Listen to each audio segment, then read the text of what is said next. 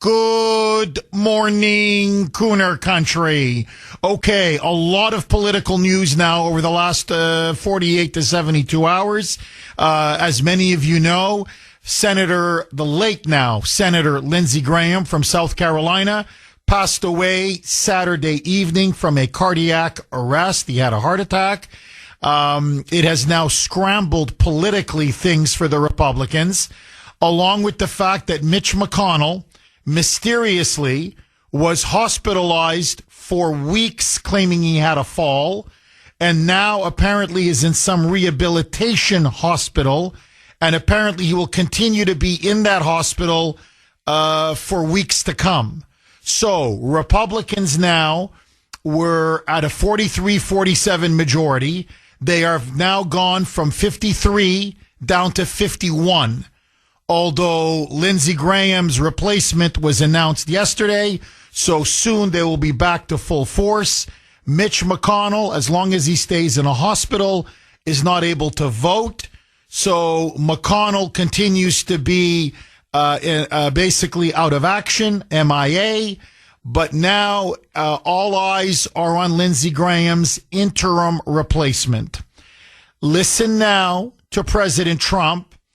This was after the news that Lindsey Graham had suddenly passed away from a heart attack. He was surprised. He was heartbroken. He called into CNN, spoke to Jake Tapper, and said the news is absolutely devastating. He relied on Lindsey Graham for foreign policy advice. He was counting on Lindsey Graham to try to help pass the SAVE Act. President Trump says that Lindsey was one of his top aides or lieutenants in the Senate when it was time to get legislation passed. He felt one of the people that could deliver for him was the late Senator Lindsey Graham. Roll cut 5, Mike. Well, it's devastating. I thought he was fine. He called me last night. He just got back from Ukraine. And he had a great trip. He was telling me about the trip. He was pushing very, very hard. You probably know he wanted to do the Save America Act. That he was talking about that. He was full of vim and vigor. He was tired. He said, "I'm tired because it's a long trip." But other than that, he was fine. And he called me, I guess, just moments before, because he called me like at 6:30 or something, and the medical people got there a little bit later, right after that. What a terrible loss it is. He's a great politician. He was a natural. There are very few of them. He was a natural politician. Got along with everybody. When he didn't, he was very tough. He was a tough cookie too, but he got along with everybody. And so the news was taken hard, not just by the president, but by the Republican establishment. Senator John Thune, the Senate Majority Leader, who is extremely close to Lindsey Graham, almost broke down and cried in tears upon the news of Lindsey Graham's passing. Listen now to John Thune getting choked up on the Senate floor in tribute to Lindsey Graham. Roll cut 10, Mike. I will miss Lindsey's friendship, Mr. President, more than I can say. We pray for his staff and for his family, whom he loved dearly and who loved him dearly in return. But I am comforted by the knowledge that in the end, he has just changed his address. And that one day, Mr. President,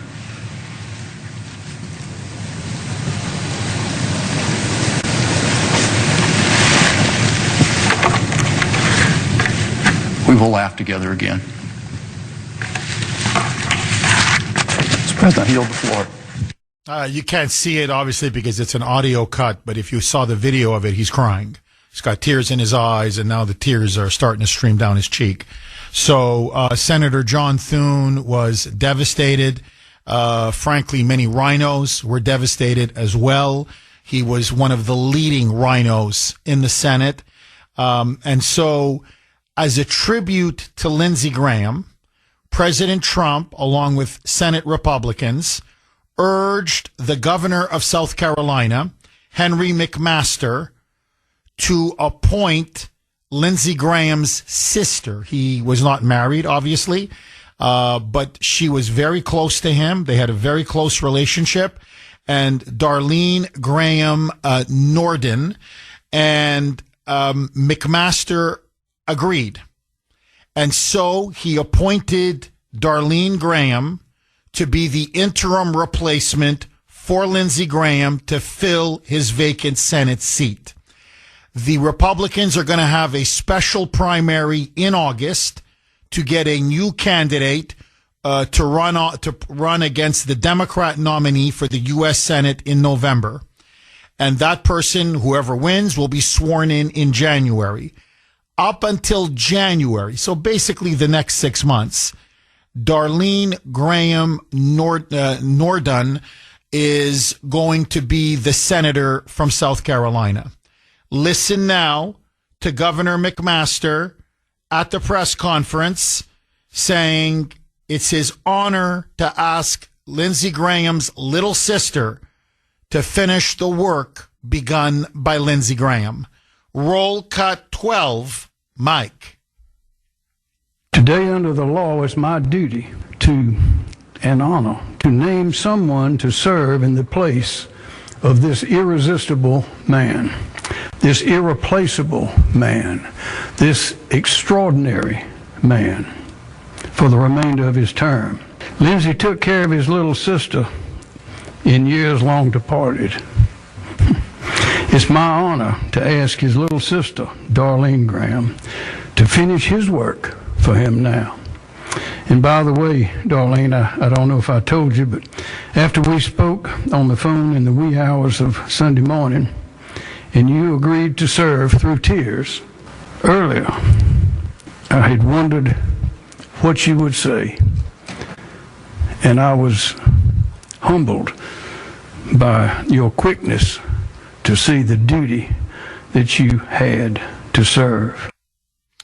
So she agreed, obviously, in honor of Lindsey Graham to finish his term.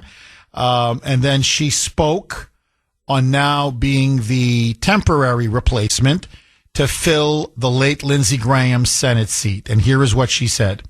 Roll cut 13, Mike. It is such a privilege to get to finish some of his important work, and I promise to work hard over the next several months to support the President and carry forward the efforts of my brother on behalf of the citizens of South Carolina and the United States.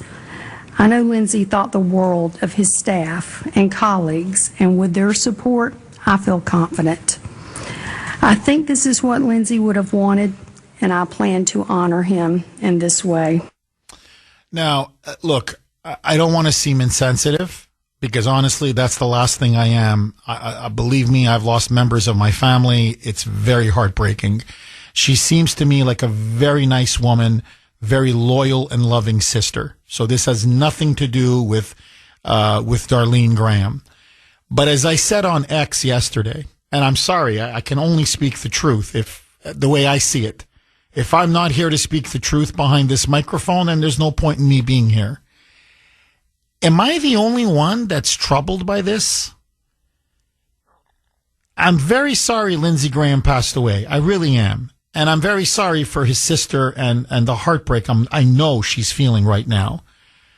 But what qualifications, what experience does she have to be a sitting U.S. senator for the next 6 months, when we have some of the biggest issues in the history of our country facing us? Does she even know the Constitution? Has she read the Constitution? Does she understand the Constitution? Does she have what it takes to be a senator? This is pure nepotism. I mean, this idea, well, the best tribute for Lindsey would be, he loved his sister so much, make her his temporary fill-in. And I'm looking like, but no, Lindsey Graham was elected by the voters and the people of South Carolina This is not about Lindsey Graham anymore, with all due respect. This seat doesn't belong to Lindsey or to the Graham family. It belongs to the people and the voters of South Carolina. Now, I know there's going to be a primary to settle this for the, who will be the nominee, and they'll have an election in November, and then someone else will be, will be put in, will be sworn in January of next year. But there are many other clearly qualified people. One number can save your round, so when the pressure's on, don't guess. Bushnell Golf gives serious golfers the confidence to pull the right club, with rangefinders, GPS devices, and launch monitors trusted by 98.1% of pros. From the Tour V7 Shift to the Pro X3 Plus and Launch Pro, Bushnell Golf is built for precision you can feel on every shot. Shop direct at Bushnell Golf for the widest selection, exclusive offers, and free shipping. When the pressure's on, trust the number trusted by the pros. Bushnell Golf. Visit bushnellgolf.com today. That's BUSHNELLGOLF.com. Okay. By the way, and many of you are making this point on the text line. You can text the Kuhner Man, 70470, And as always, the number to call if you want to be part of the show, 617-266-6868 is the number. If John Thune is tearing up the way he is on the Senate floor because he's just so devastated, so heartbroken by the death of his dear friend Lindsey Graham, you could pay tribute to Lindsey by passing the SAVE Act. You could blow up the filibuster and pass the Save America Act, because apparently that was one of the things that Lindsey Graham was working on very hard before he passed away from a heart attack. So, I'm just saying, if Senator Thune, if the Senate Majority Leader feels that strongly about his love for Lindsey and how much Lindsey meant to him and to the chamber and to the Senate and to the country, and, the great patriot that he was, apparently the irreplaceable man, as he's now being called. By the way, everybody's replaceable. Everybody. I'm sorry, but come on. Let's all calm down a little bit here. They're trying to deify Lindsey Graham.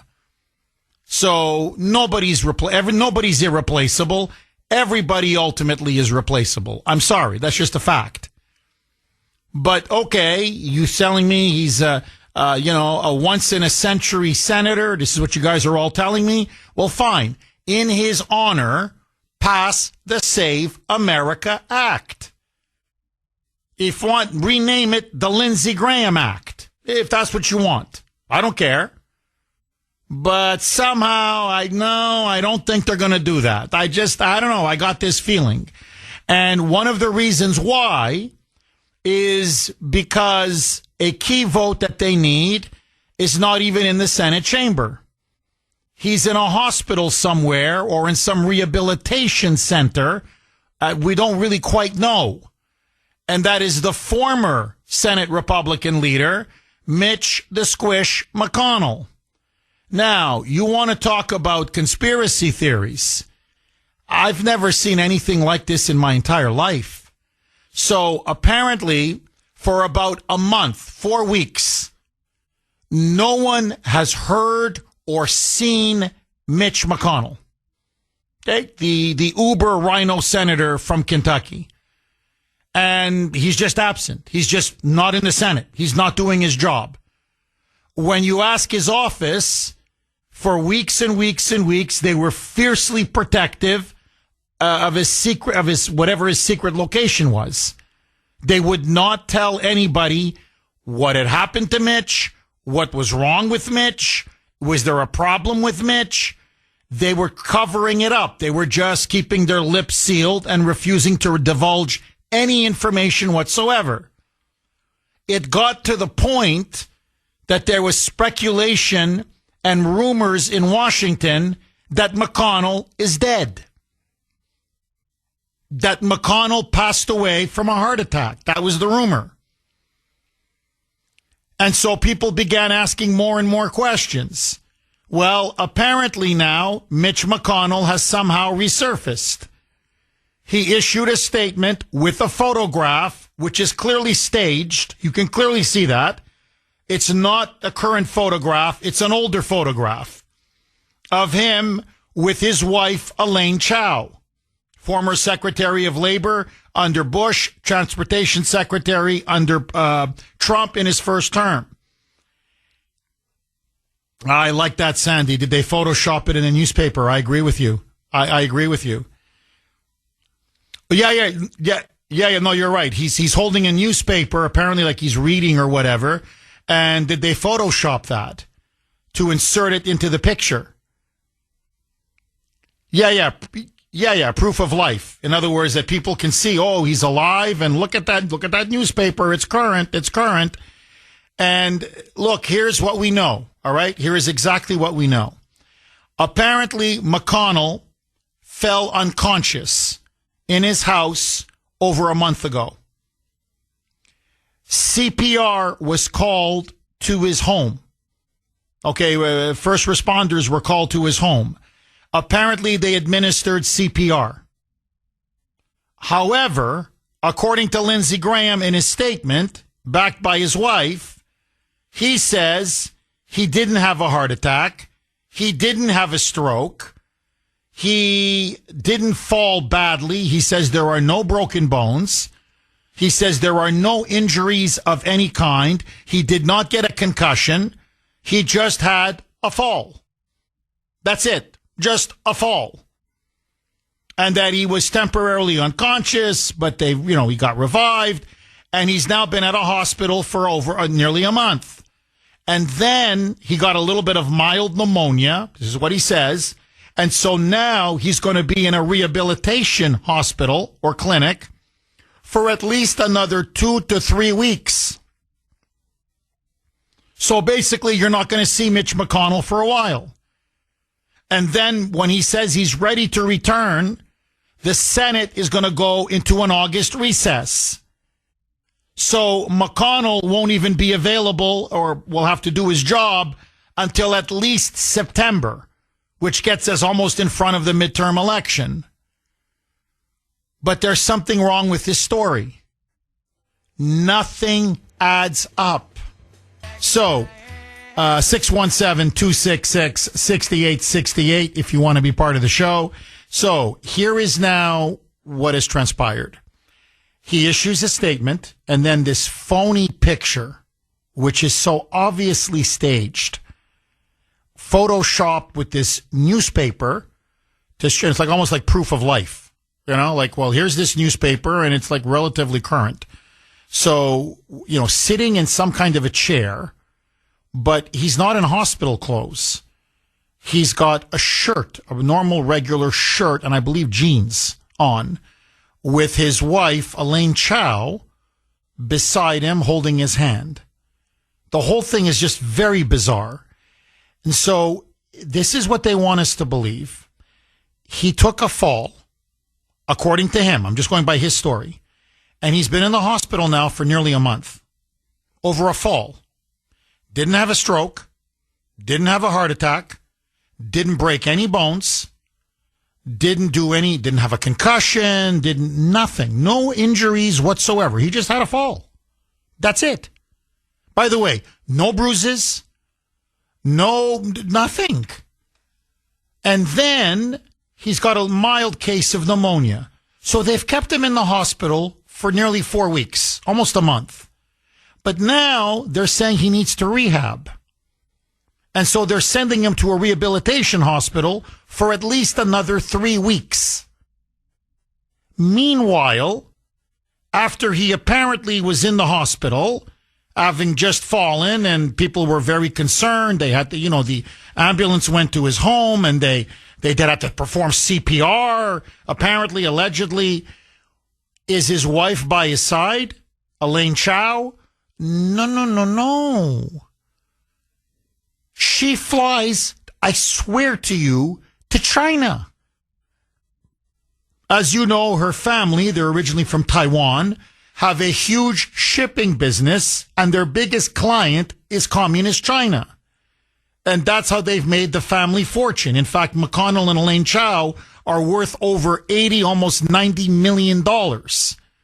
And most of it is because they've been swimming in CCP, Chinese Communist Party money.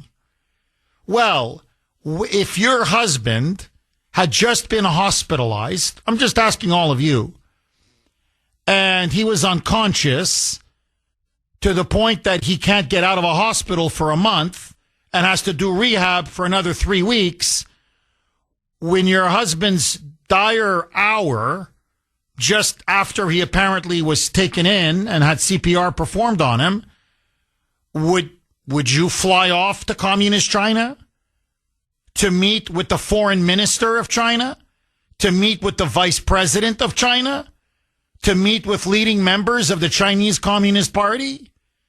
I mean, is that what a loving wife, a loving, caring, devoted spouse does? Or is she briefing the CCP on the status of her husband and whether he can still perform or do favors for the Tricoms? Because essentially they bought McConnell by buying his wife and the family of his wife. McConnell has always been very soft on Communist China. I can give you issue after issue after issue. He's their man in Washington. He's their man in the Senate. As, by the way, many others, either Republicans or Democrats, are owned lock, stock, and barrel by the Communist Chinese. It's an open secret. So her husband has just fallen unconscious, rushed to the hospital, and what does she do? She flies to Beijing. Is that a normal reaction? I'm just asking. It's not a normal reaction to me. If something happened to my wife, believe me, it would be the opposite. I'd be calling work saying, listen, I'm in no condition to work. Have Sandy fill in for me, whatever, run a best of. My wife is in critical, my wife just fell. They did a CPR on her. She's in the hospital. I'm in no condition. I can't work. I'm going to be by her side, holding her hand and supporting her every step of the way. The last thing I'm going to do is take a business trip. Okay? But that's Jeff Kuhner. All right? Let that go. Now, I've spoken to several health professionals, including, as you know, my brother-in-law is a doctor, okay, a general physician, a GP.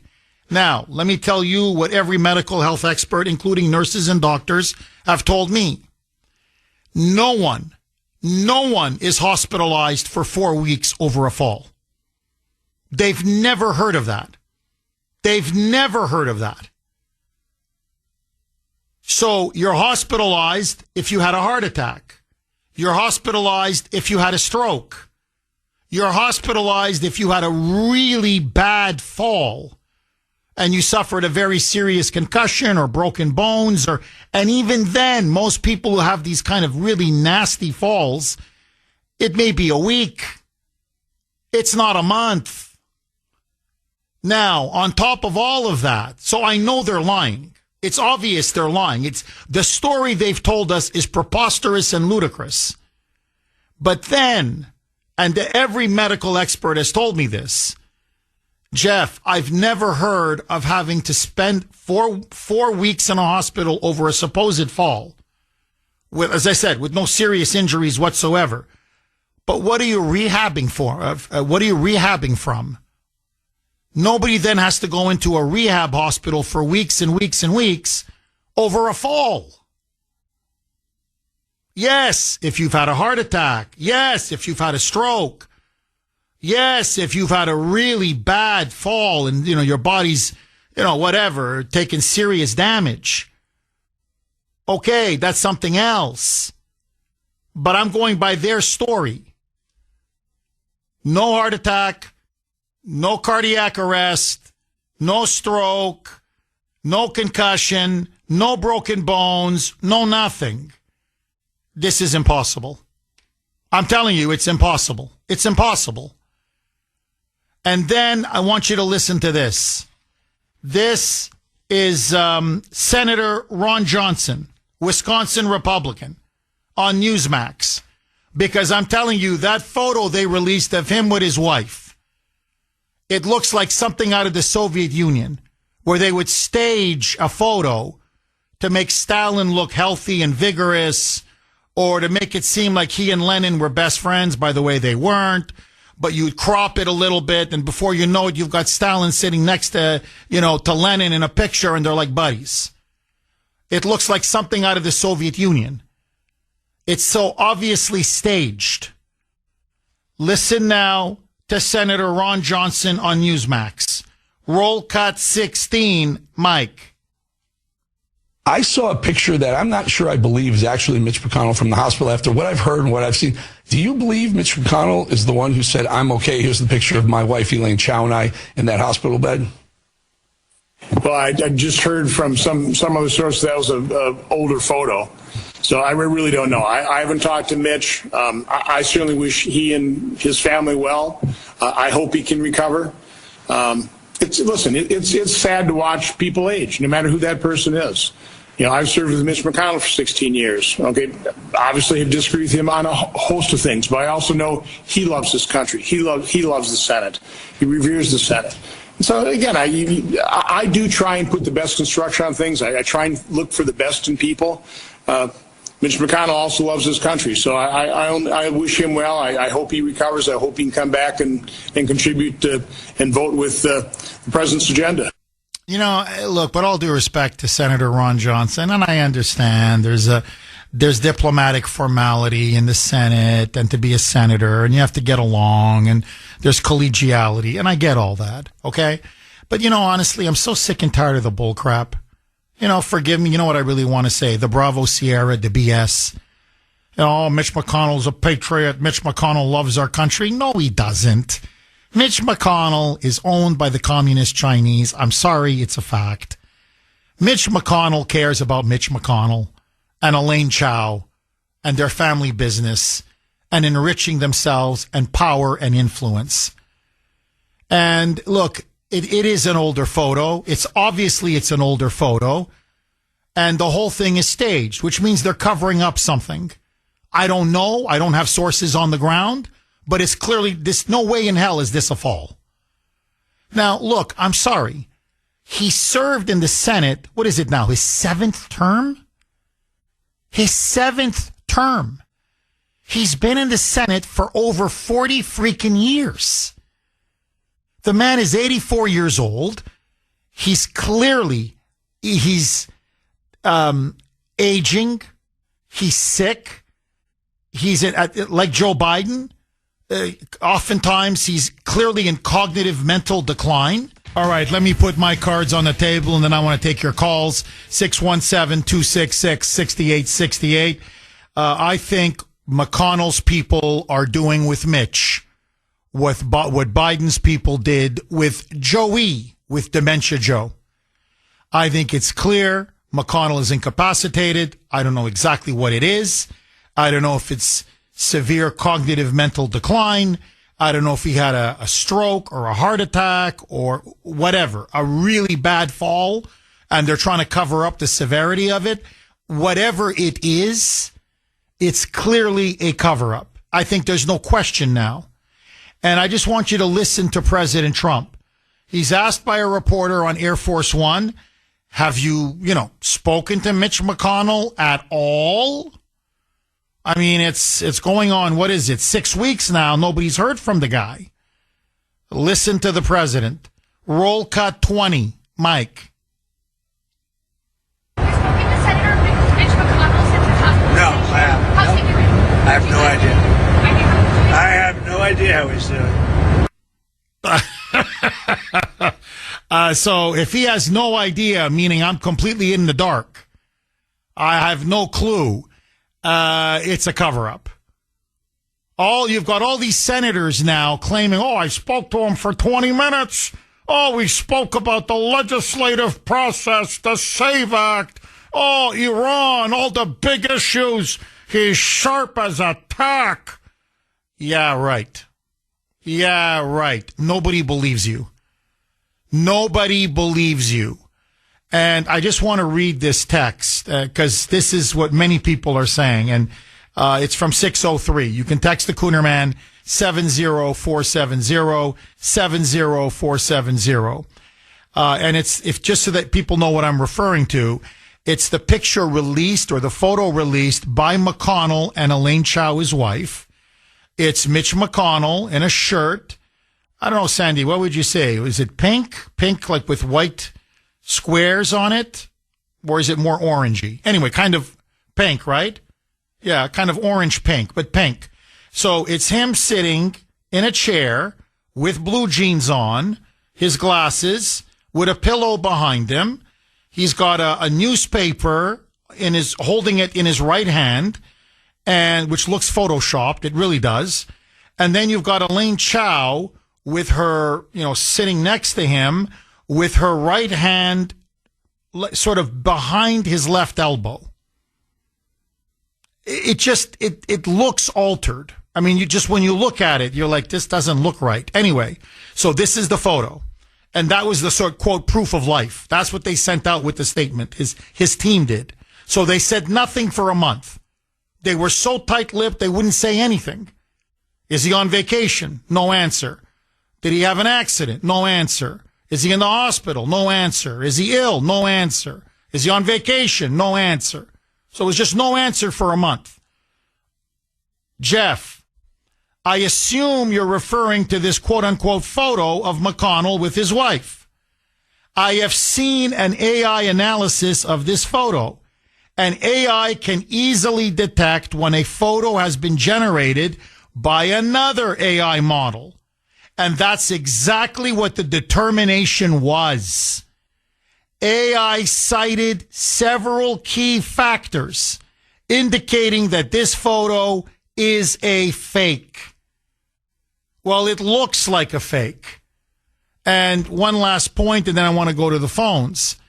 To prove how fake it is and how easy it is now to manufacture or fake a picture or a photo. Mike walked in showing me a montage of the same picture. Okay, same picture using AI and then turning it into a kind of a video. And you make it seem like it came from that person, from Mitch McConnell and Elaine Chao. And it's Mitch standing up, doing push-ups, break dancing, like dancing, and Elaine Chao in her voice pointing up with her right hand saying, you see, we told you there's nothing wrong with Mitch McConnell. As this guy's dancing like a ballet dancer, like twirling on his feet. And Mike's point is, you see how easy it is to generate a fake photo now in the age of AI? Look. And I'm like, it's incredible. It really looks like Mitch McConnell and his wife in that hospital room or rehabilitation room. So, no, I'm sorry. They're covering it up the way they covered up for Biden. And what I find most disgusting, replace him. Resign. It's obvious. You've been, whatever, in hiding, I don't know, getting treatment. Who knows what's going on?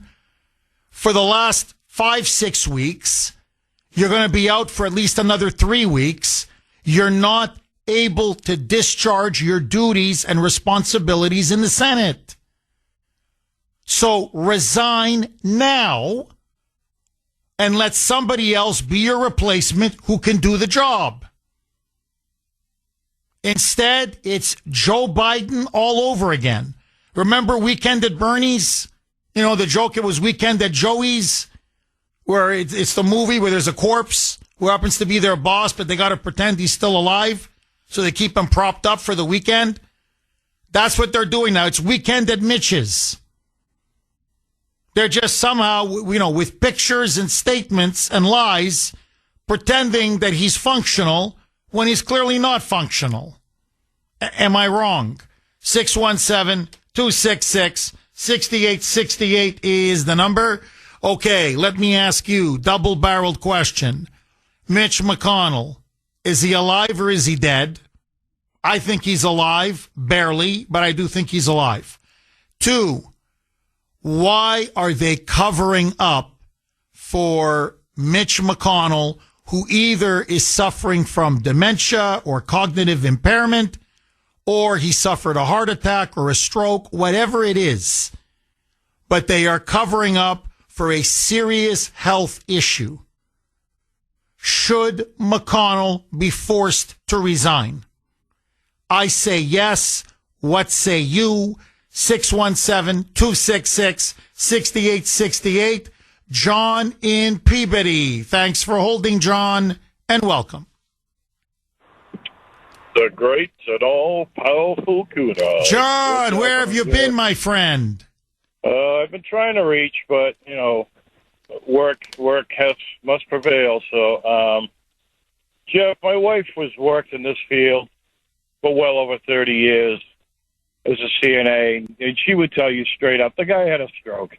Anything being in the hospital for that length of time, 3 or 4 weeks, isn't even long enough to recover from a stroke. And believe me, I believe that's the biggest cover-up. And with AI, how many times AI has faked the death of Hollywood celebrities and stuff? And just, like it says, it's hard to believe anything anymore on Facebook. So I just step away from that.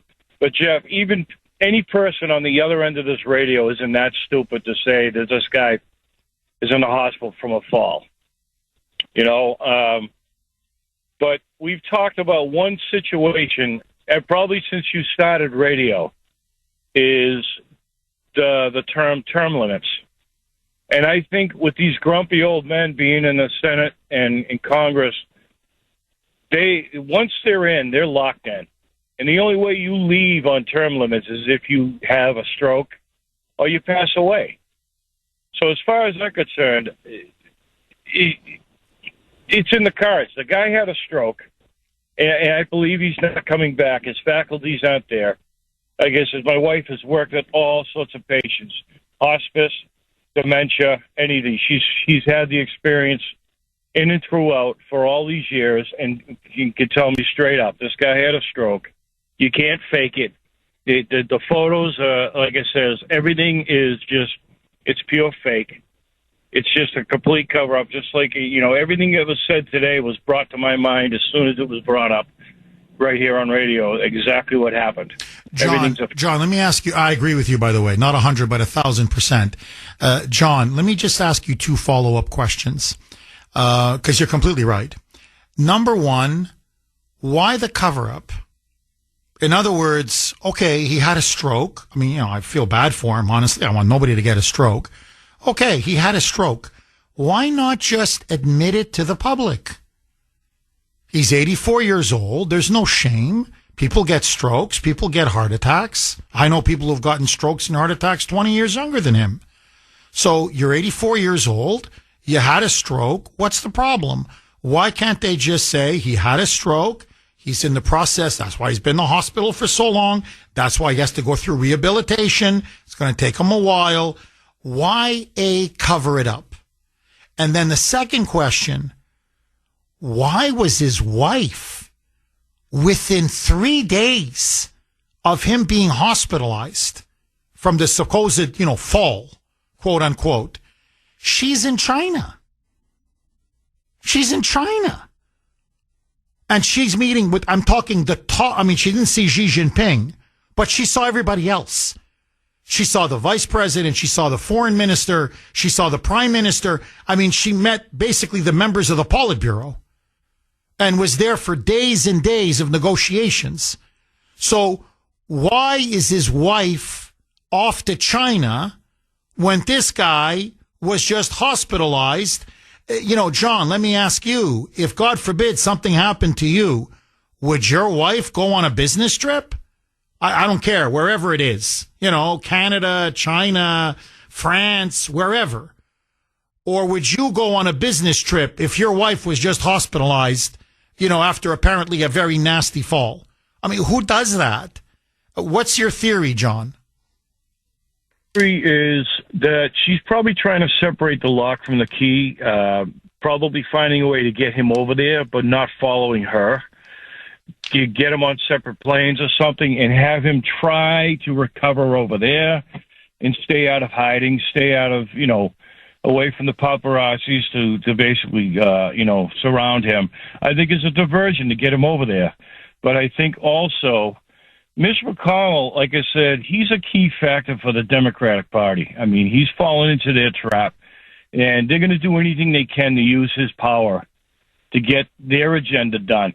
So I think it's all, the math is perfect, Jeff. I mean, think about it. I think it's a diversion to get him away from, out of the country and find a way to recover there, but not go with her because that's where, I guess his people will flood on them, thinking, where are you folks off to? People are wondering where you are. So I think it's a diversion to get him over there. Interesting. John, as always, thank you very, very much for that call. Tim in Marshfield, thanks for holding, Tim, and welcome.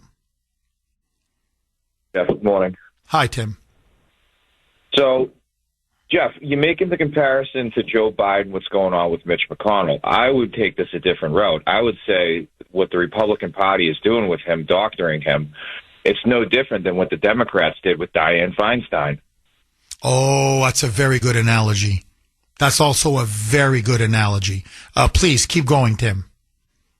I mean, we know he's old. We know he's an established rhino Republican.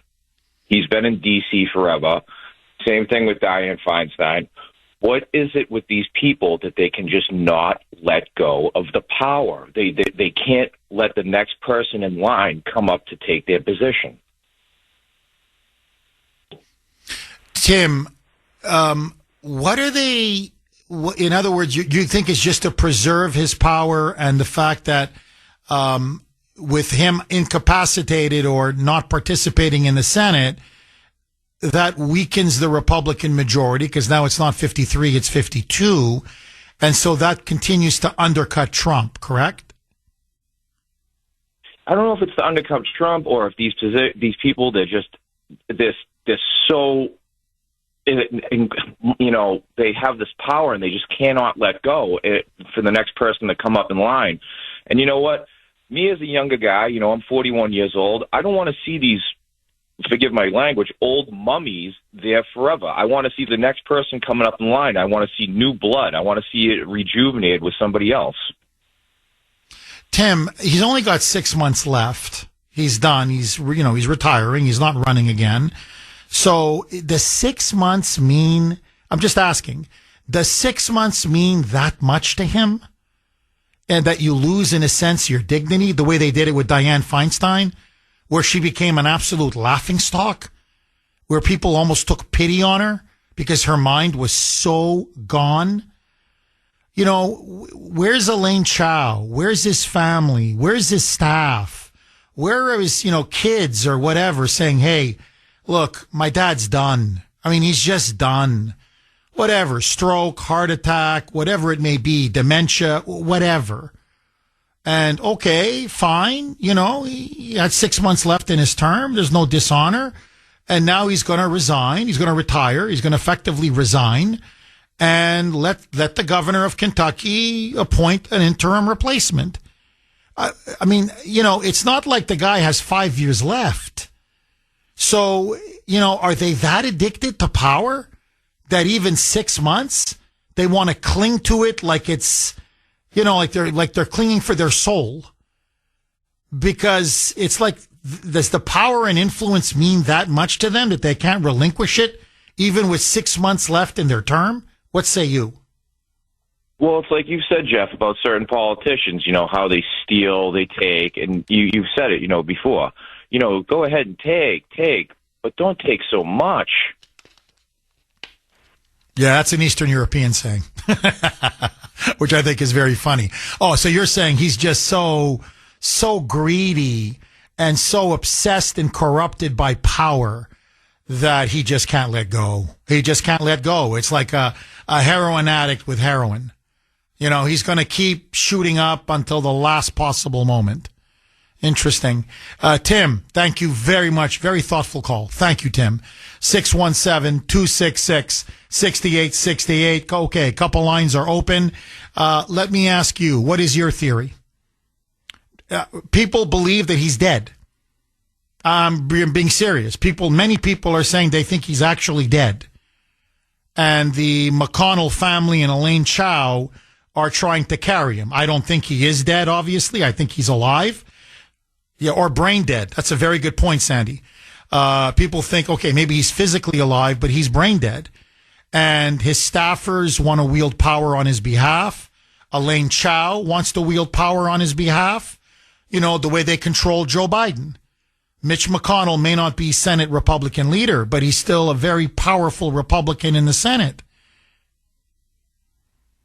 Well, and that's the other question. You know, are Republicans being picked off? You know, one by one. I mean, Lindsey Graham falls.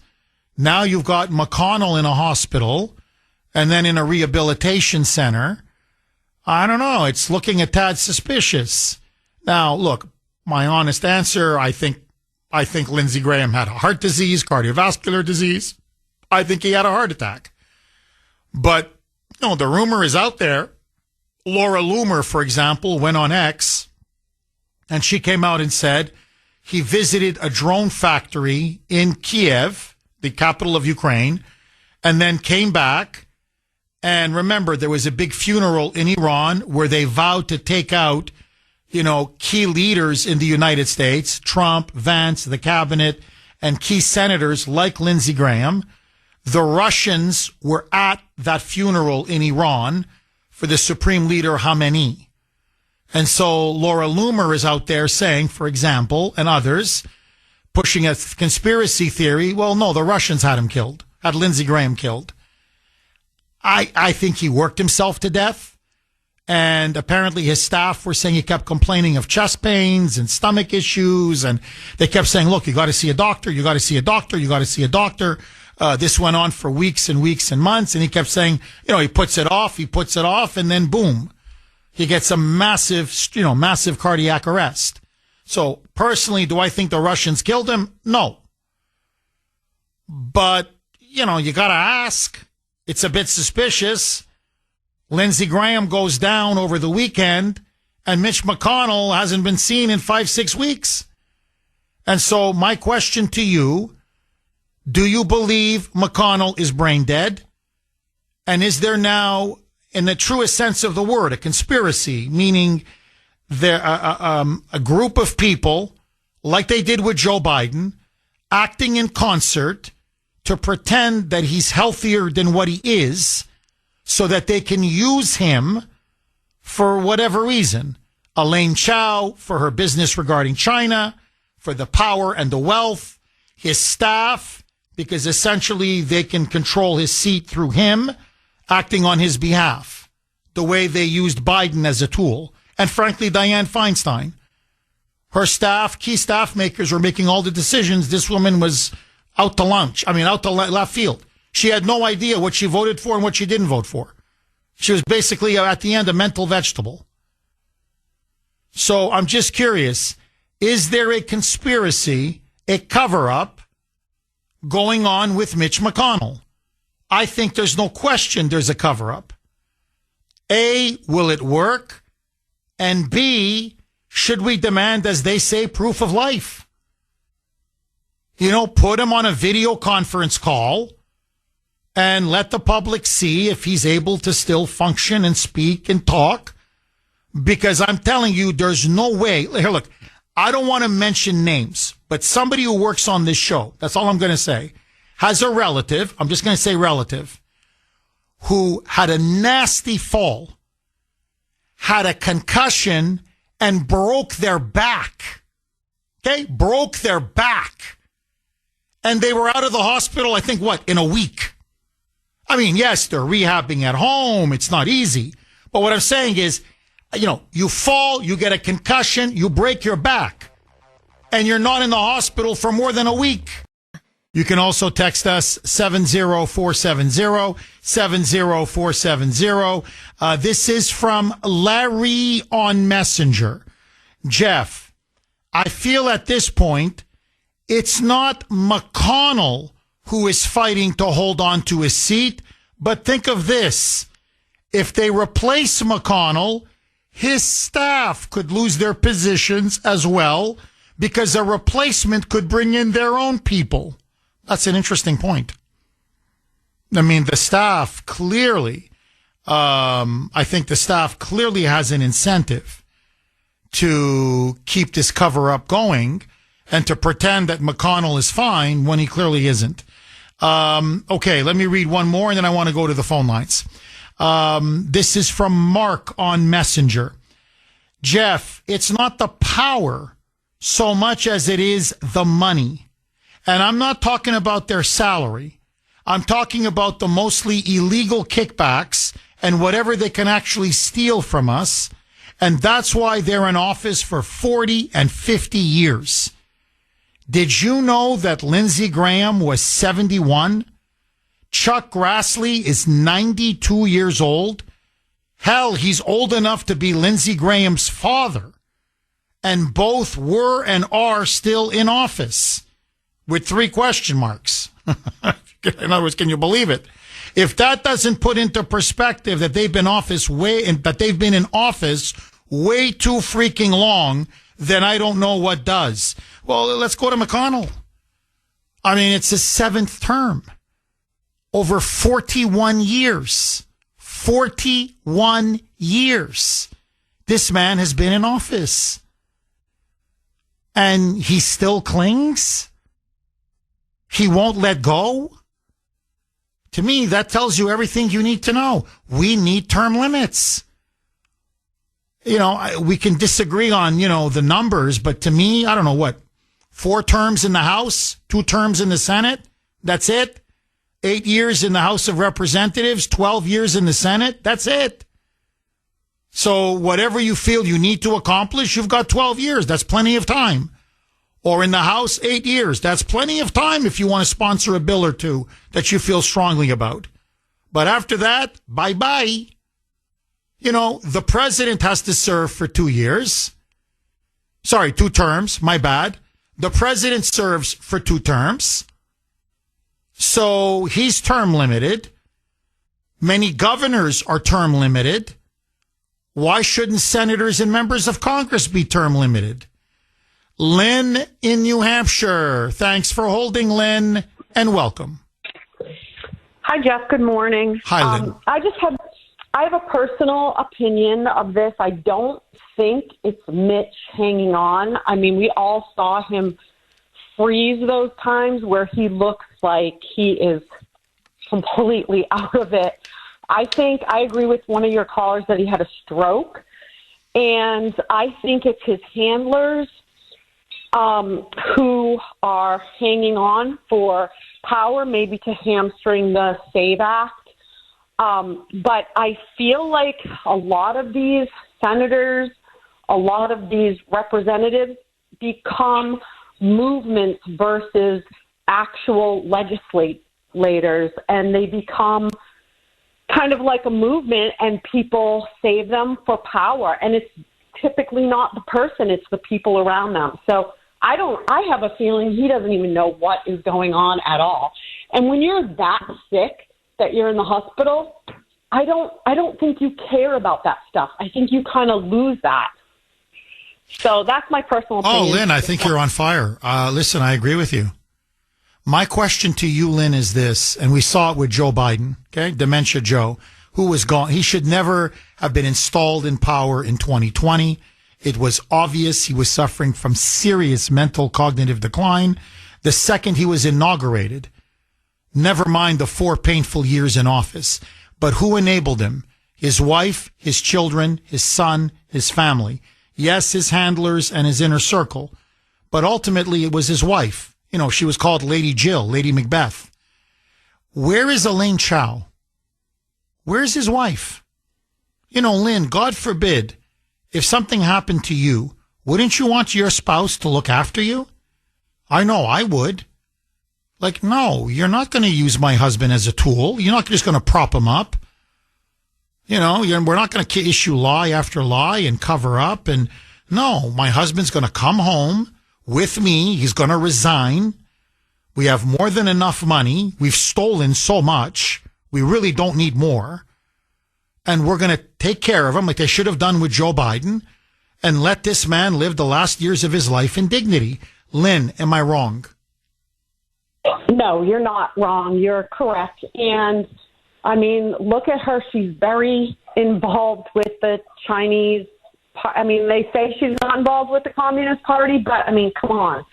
And she's very influential in some ways. And perhaps, I don't know, there's more to the story there. It's just very strange. Oh, it's obvious. No, look, she met with leading top Chinese Communist Party officials. She met with the vice president of China. She met with the foreign minister of China. She met with the prime minister of China.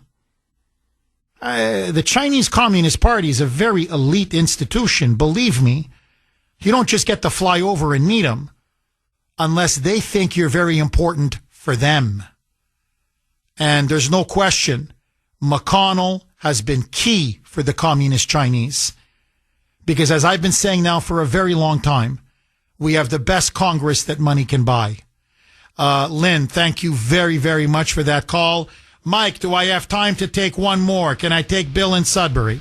What if the freshest thing you ate this summer didn't come from a store? Meet Garden.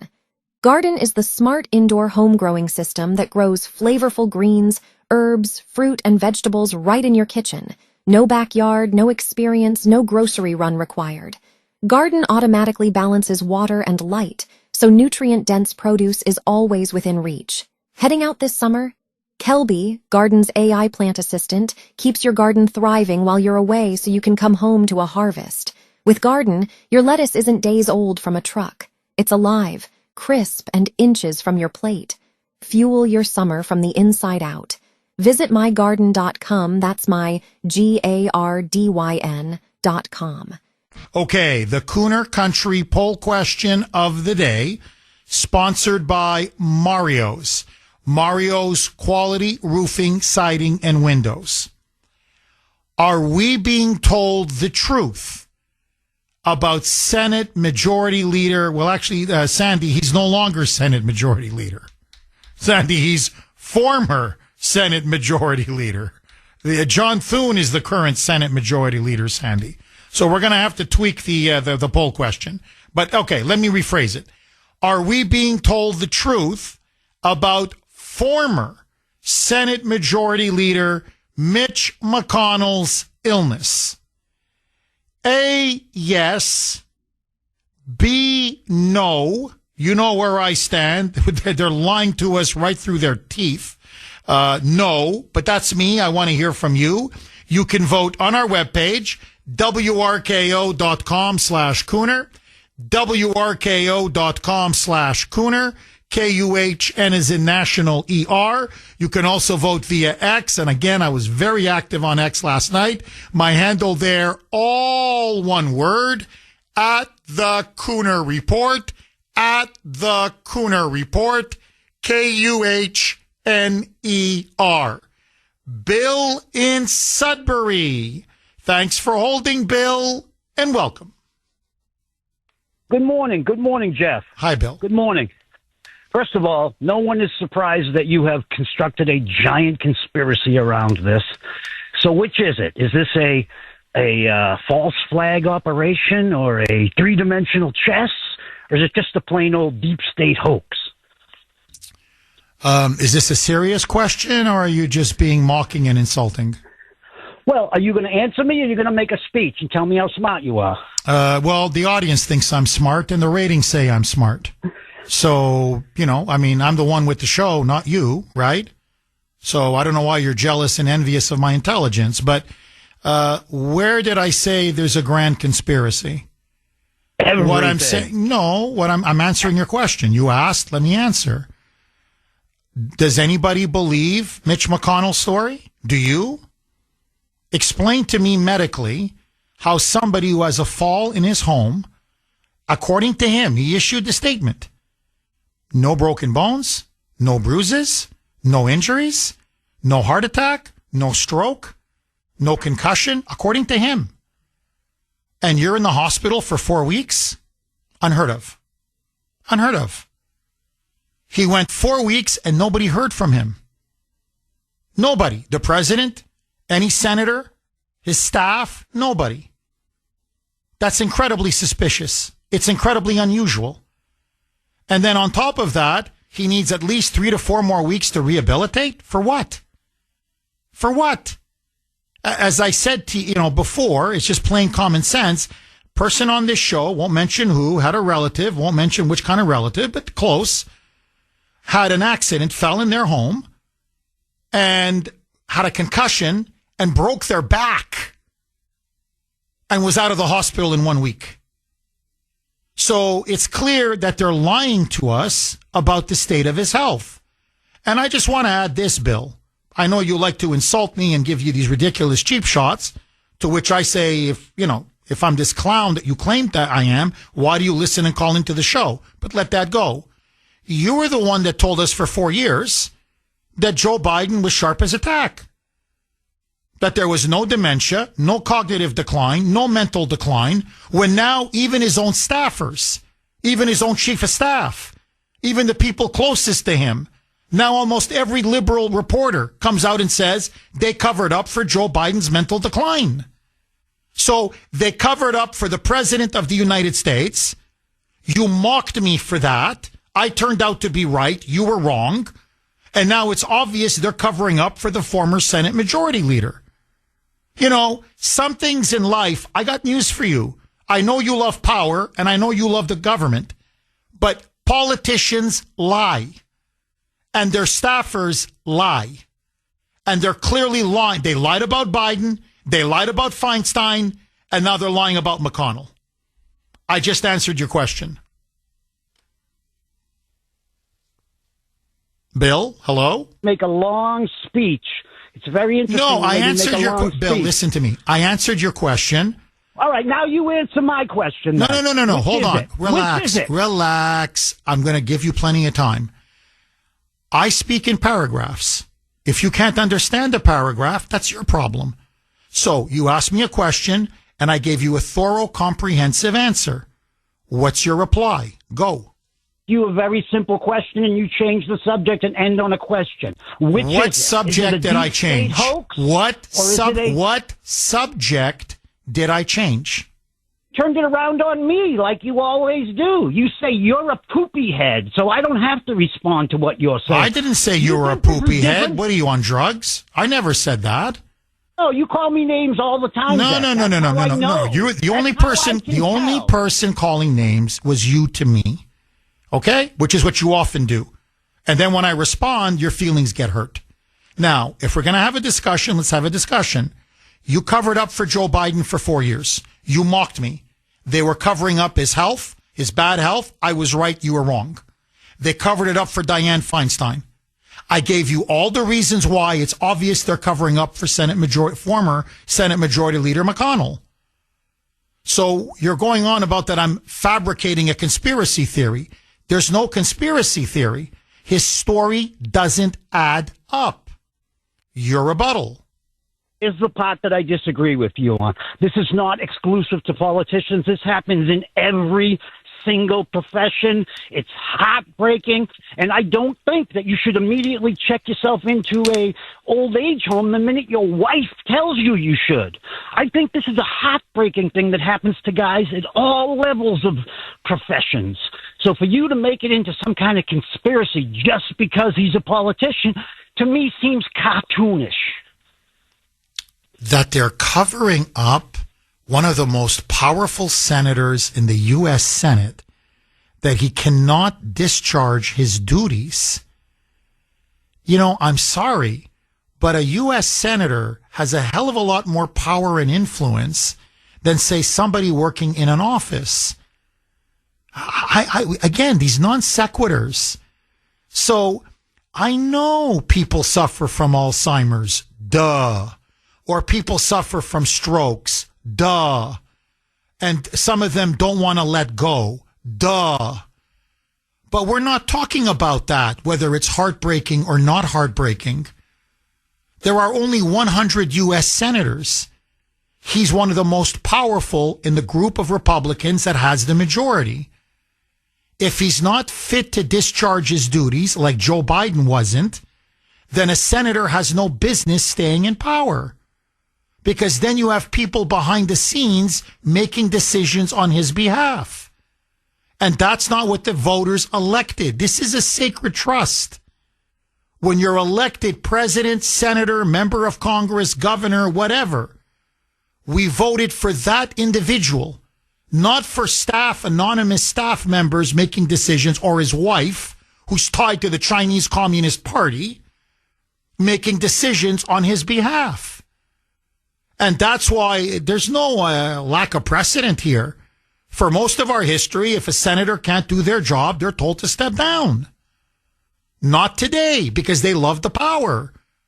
So I'm sorry, if he can't do his job, and he clearly can't, and he's lying about his condition, which he is, then I'm sorry, he should resign. There's no grand conspiracy. My only shock is, why can't you see it? It's like saying 2 + 2 is 4. All right, final word to you. Go. Saying that you should decide when he should retire. So if you're going to take it away from the gentleman himself, who's sitting in the hospital deciding, if you're going to take it away from him and the voters who voted for him, who are you going to give it to? You're going to give it to his wife? You're going to give it to his staffer? Who else is going to make the call? Well, there's a procedure in place. It would be the governor of Kentucky. Again, this has happened often. And I just find it incredible. Like, what, I'm not allowed to give my opinion? I mean, are you such a totalitarian? That's what you Democrats are. Look, you're such a Democrat.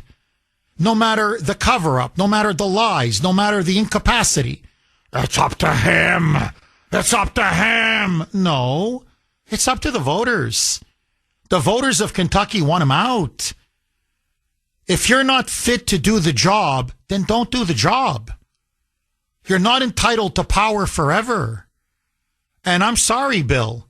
This is still a free country. And if I think Mitch McConnell should resign, I have every right to say it.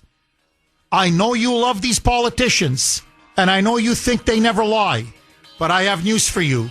They lie, and they lie often. Maria in Ludlow. Thanks for holding, Maria, and welcome.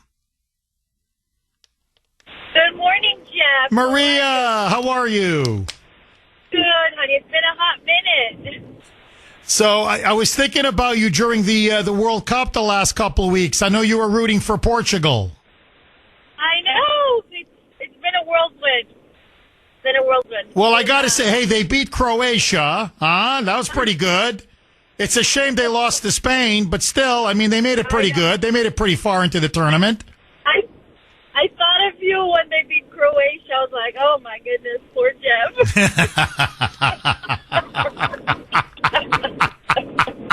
And then it was heartbroken when Spain kicked their behind. I was like, oh, gosh, no.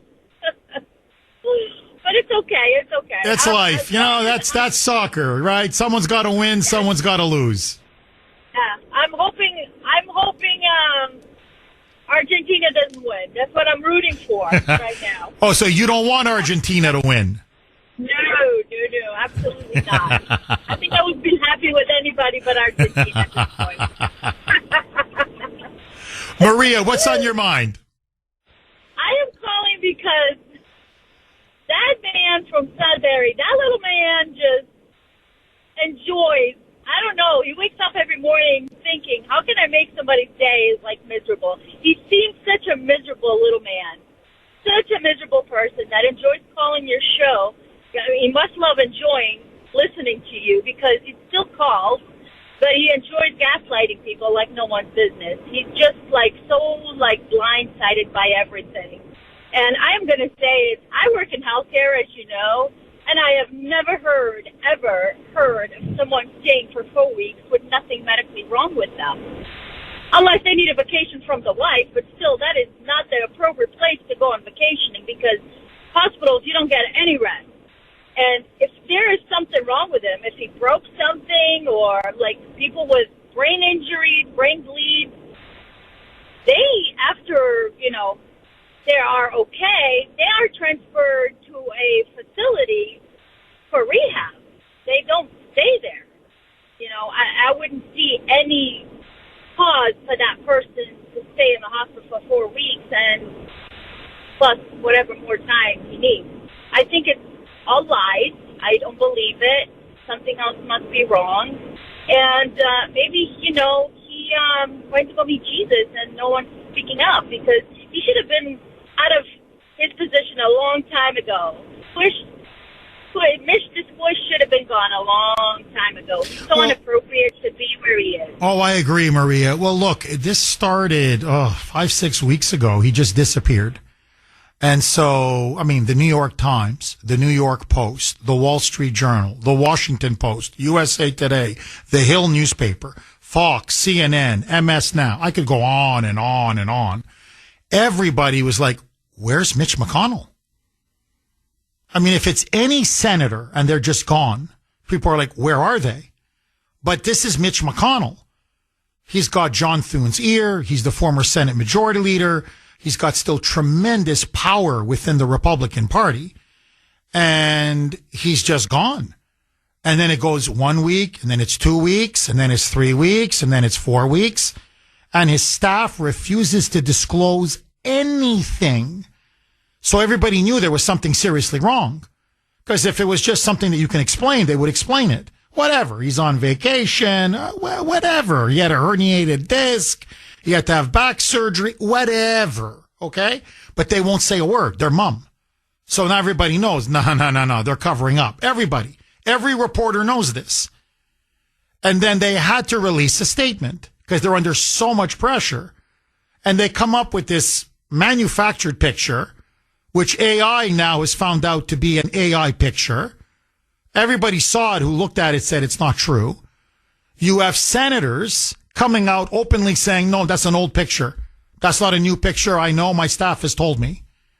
So nobody believes the picture that they released. The wife heads off to China to literally meet with the highest ranking members of the Chinese Communist Party Politburo. So something is very fishy there. And then he releases a statement. And I'm telling you, every medical expert, every nurse, and you work in a hospital, Maria, you're more qualified than anybody. They say, no, it's if you just had a fall, and he said no injuries, no broken bones, no stroke, no heart attack, no concussion, no nothing. There's no way you're in a hospital for 4 weeks. That's impossible. That's impossible. It's never been done. It never would be done. And then if you just had a fall, as this guy said he had, and that's it, who needs another 3-4 weeks of rehabilitation? That's, again, medically impossible. So everybody knows he's lying. But the buffoon, Bill, has to call in and say, you're making a conspiracy theory. I'm like, my God, where were you when God was handing out brains? I mean, it's so obvious they're covering up. Then his fallback is, well, it's very sad when this happens to somebody. Oh, okay. So he is now incapacitated. So we should just leave him alone. That's his answer.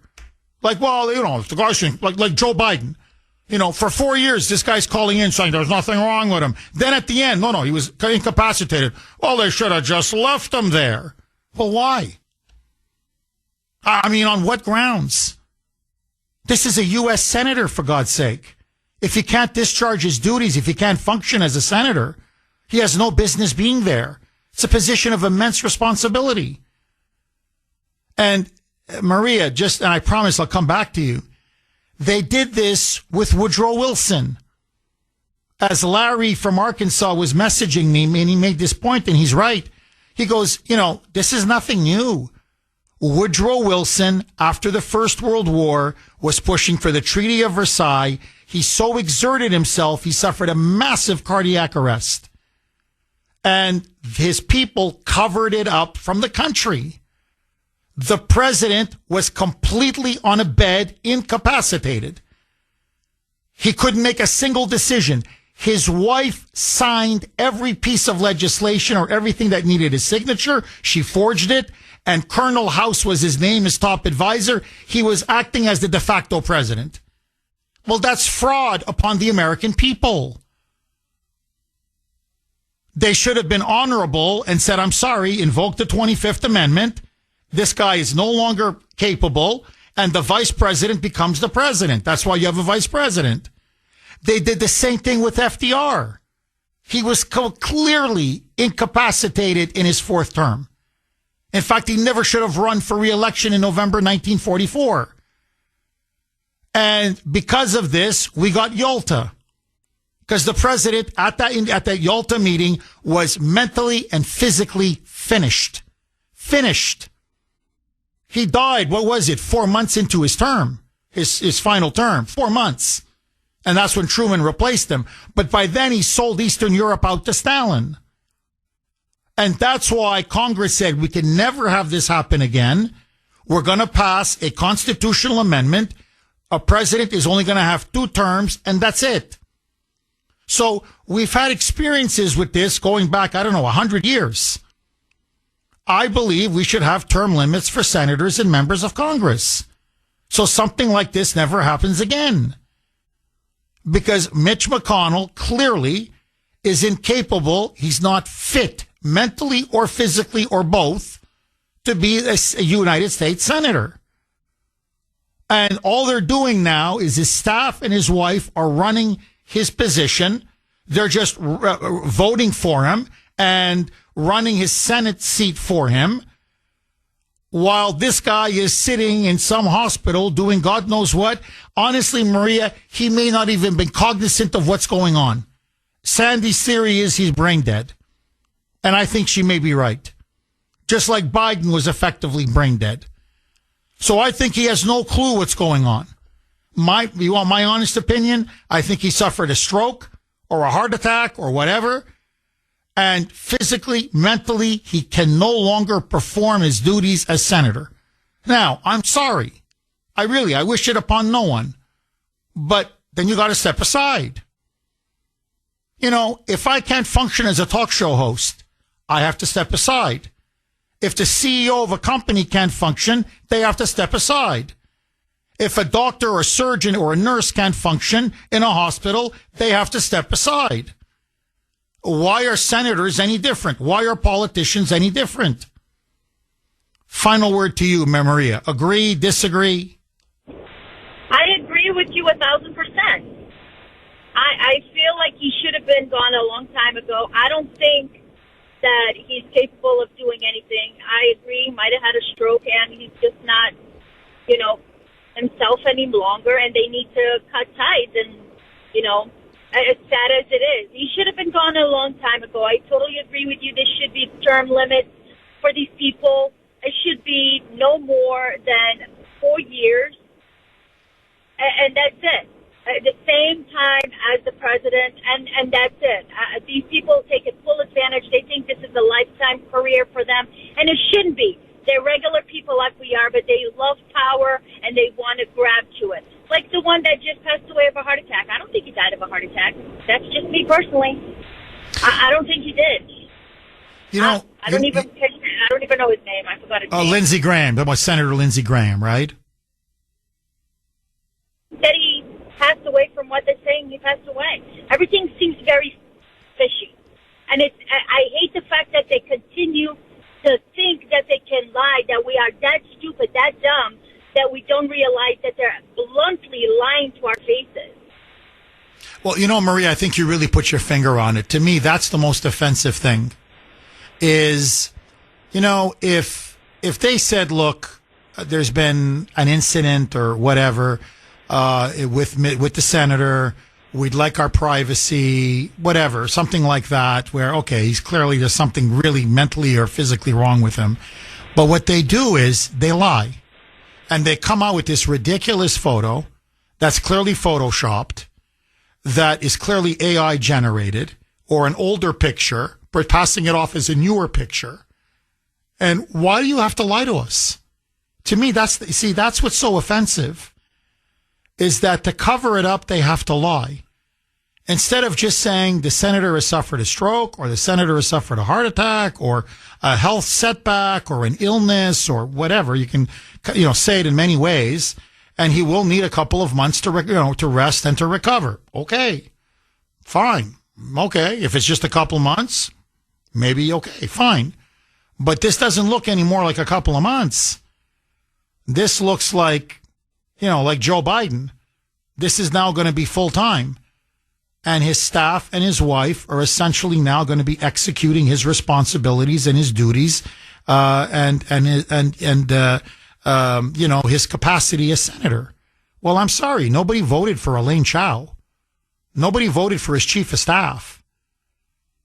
So you're perpetrating a fraud upon the voters and upon the American people.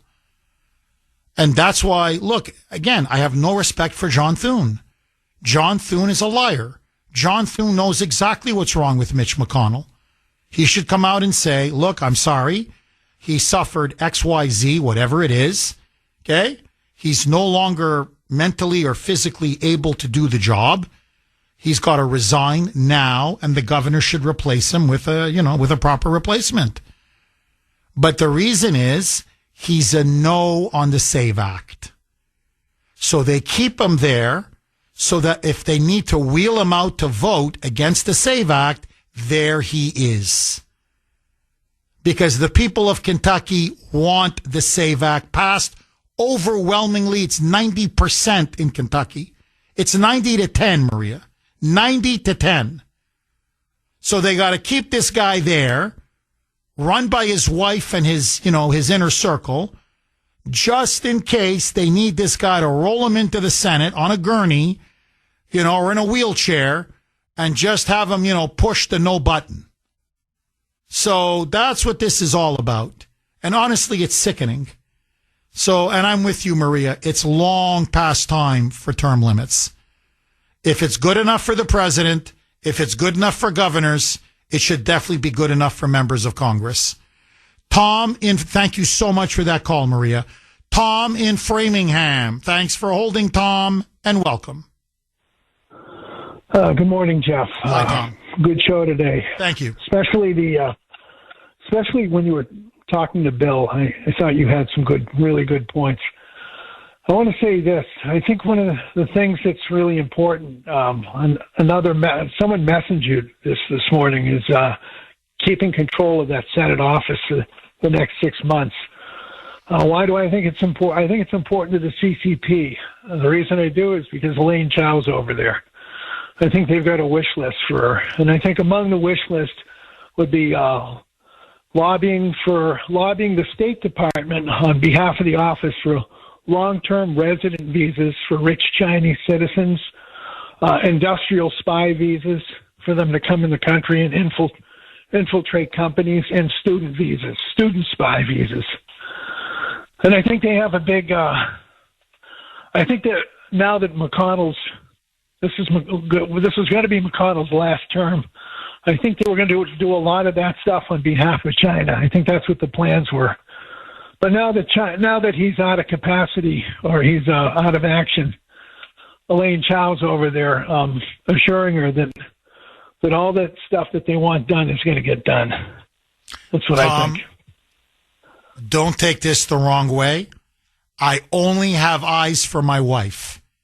But I love you in a non-sexual way, my friend. You hit the freaking nail right on the head.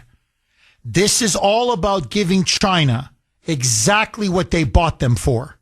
That's why the moment this guy's incapacitated and they send him to the hospital, every other normal person, I don't care, wife, husband, when your spouse is in a hospital and apparently there for 4 weeks, okay, but this is the beginning, you're by that person's side. Nothing else matters. Not Elaine Chao. She runs to her paymasters in Beijing, and you nailed it. Like a checklist. First to the vice president, then the prime minister, then the foreign minister, the entire Politburo. What do you guys need? Check. What do you need? Check. What do you need? Check. In other words, we're going to fulfill our obligations to you because they paid for the McConnells and they want to get full service for what they paid for. And I think that nothing else explains it. And I think you're dead on. They were asking their paymasters up in China, the CCP, so what do you need us to do for you? I will do it on behalf of Mitch. Mitch is not well. Mitch doesn't know what day it is. I don't even think Mitch knows what planet he's on. But don't worry. His staff is working with us. I will be making all the decisions the way Jill Biden did for Joey behind the scenes. And so give me the list and we will fulfill your order to a T. And I know our money is waiting for us in some Swiss bank account. Because I'm sorry, but that's what our Congress has degenerated into. And the Chinese have bought up the Democrats and many Republicans. And I think, Tom, you nailed it. That explains why she went to China. That explains why they're covering up for McConnell. And that's why there's no way in hell this guy is going to step down. Because the Chinese own him like a $10 streetwalker, and now they want to get serviced. Tom, final word to you. I know Lindsey Graham just died, but back in 2019, the pre-nutty Tucker Carlson reported that Lindsey Graham was lobbying the State Department, the Trump term one State Department, for more long-term resident visas for wealthy Chinese citizens. So I think a lot of that stuff goes on in those South Carolina Senate offices. I think they're surprisingly, both of them were surprisingly heavily employed by China. Bought and paid for. McConnell and Lindsey Graham, both of them, you're dead on, Tom, bought and paid for by communist China, among many others. But since we're talking about these two, bought and paid for. And honestly, that's why this deification of Lindsey Graham, it's making me sick, nauseous. I'm going to throw up. The way, I mean, yes, you always, praise someone when they pass away. I get it. But this is so over the top. It's so ludicrous and ridiculous. I'm like, you people have no shame. He was in some ways the consummate swamp creature. And they're going on about, the great patriot, the indispensable man. I'm like, oh my God, I'm going to throw up. Seriously, please stop because I'm going to vomit. Tom, thank you so much for that call. Nancy in Framingham. Thanks for holding, Nancy, and welcome. Oh, hi, Jeff. Hi, Nancy. Hi.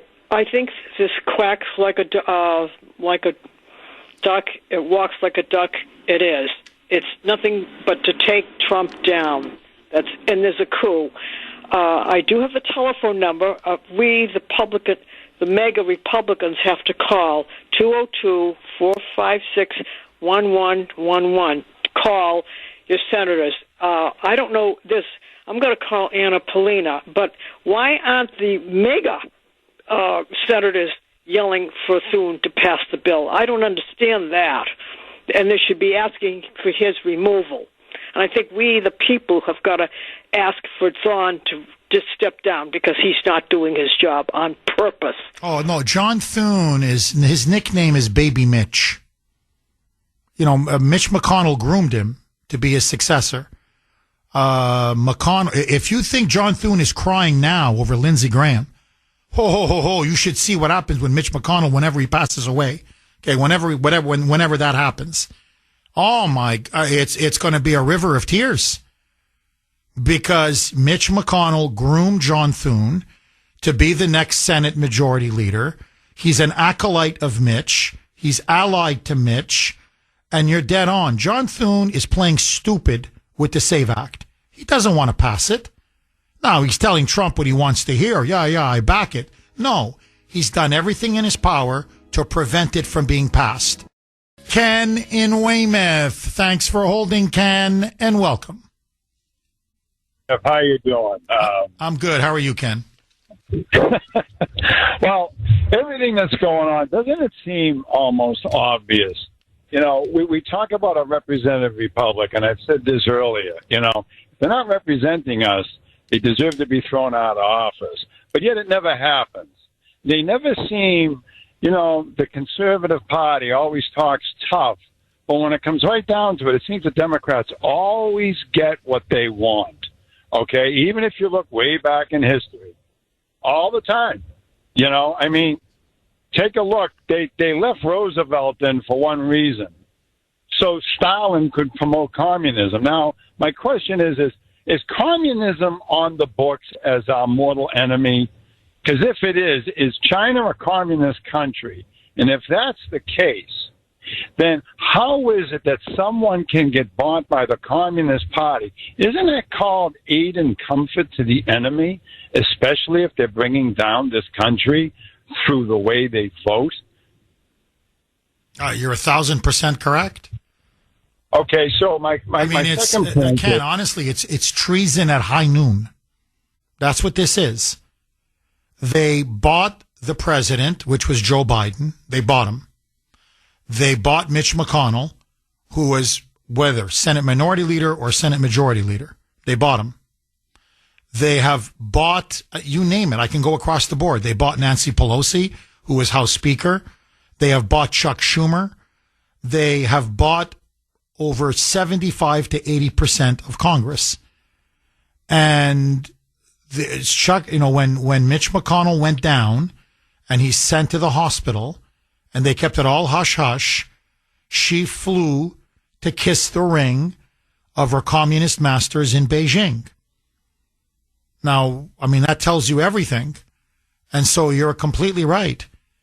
If communism is our mortal enemy, and it is, and if China is a communist power, which it is, in fact, it's a communist superpower, in many ways, it's much stronger than the old Soviet Union. The old Soviet Union, I don't mean to cut you off, Ken, I promise I'll give you all the time in the world, but the old Soviet Union economically was never a rival of the United States. China's economy is a much greater manufacturing threat, industrial threat, trading threat than the old Soviet Union ever was. And, you could say whatever you want about the old Soviet Union. They had a spy here, they had a spy there, but they didn't run Congress. They didn't infiltrate the media. They didn't buy up think tanks the way the communists, the Chi-Coms have. So this is the world now that we live in. And, Ken, look, don't even take my word for it. It's been widely reported.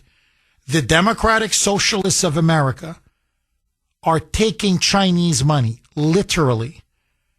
China is bankrolling them, which means China is, in other words, AOC, China money. Mamdani, China money.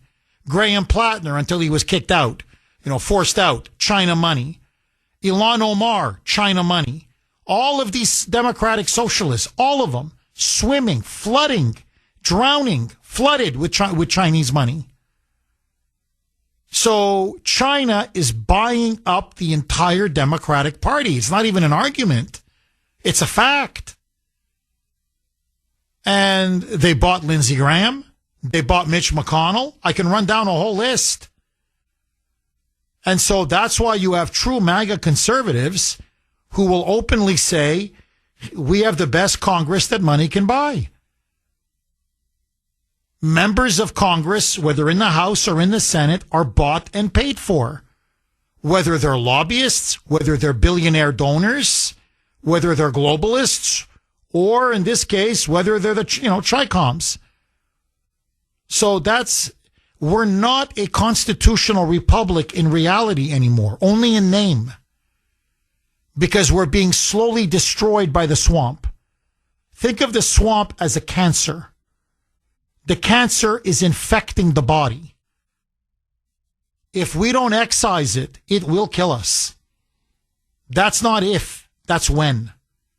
Go ahead, Ken. Okay, so in this whole, these 3 points of action that the communists do. First of all, they're atheistic. They're actually satanic. Communism is satanic because it hates God. It tries to replace God. So therefore, if this is all going on, then we can quote Nikita Khrushchev. We won't have to fire a single shot. And the other part is when you say, how did China get so much wealth? Well, I hate to say it, who put NAFTA together? And because by looking at trade as the number one concern, okay, or all this world economy where everything is put together, to me it almost sounds communistic because everything is all pulled together, all equal. We all have our economies, quote, equal. Something happens over in the Middle East that affects us. It never used to be like that. So what I'm getting at is the only way they can destroy. Yeah, that's how they destroy us. No, you nailed it. Look, these free trade deals beginning with NAFTA transferred trillions, not billions. I would be remiss if we didn't at least touch on today's show. And that is now what is happening with Iran in the Strait of Hormuz and President Trump.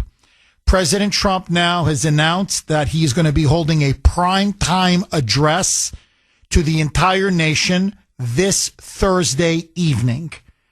And there's a lot of speculation about what he's going to talk about.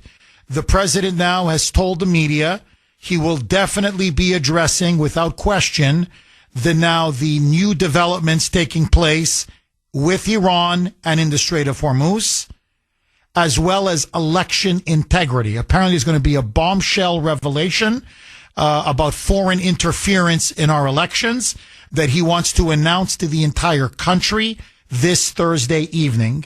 But I think what he's going to start the talk with, or the address with, and this is I'm just going by what he's telling people, is what's happening now in Iran. Yesterday, the president, as I predicted, reinstituted the blockade. So the blockade is now back on. All Iranian ships are now going to be prevented from either entering a port in Iran or leaving a port in Iran. That goes for their customers as well.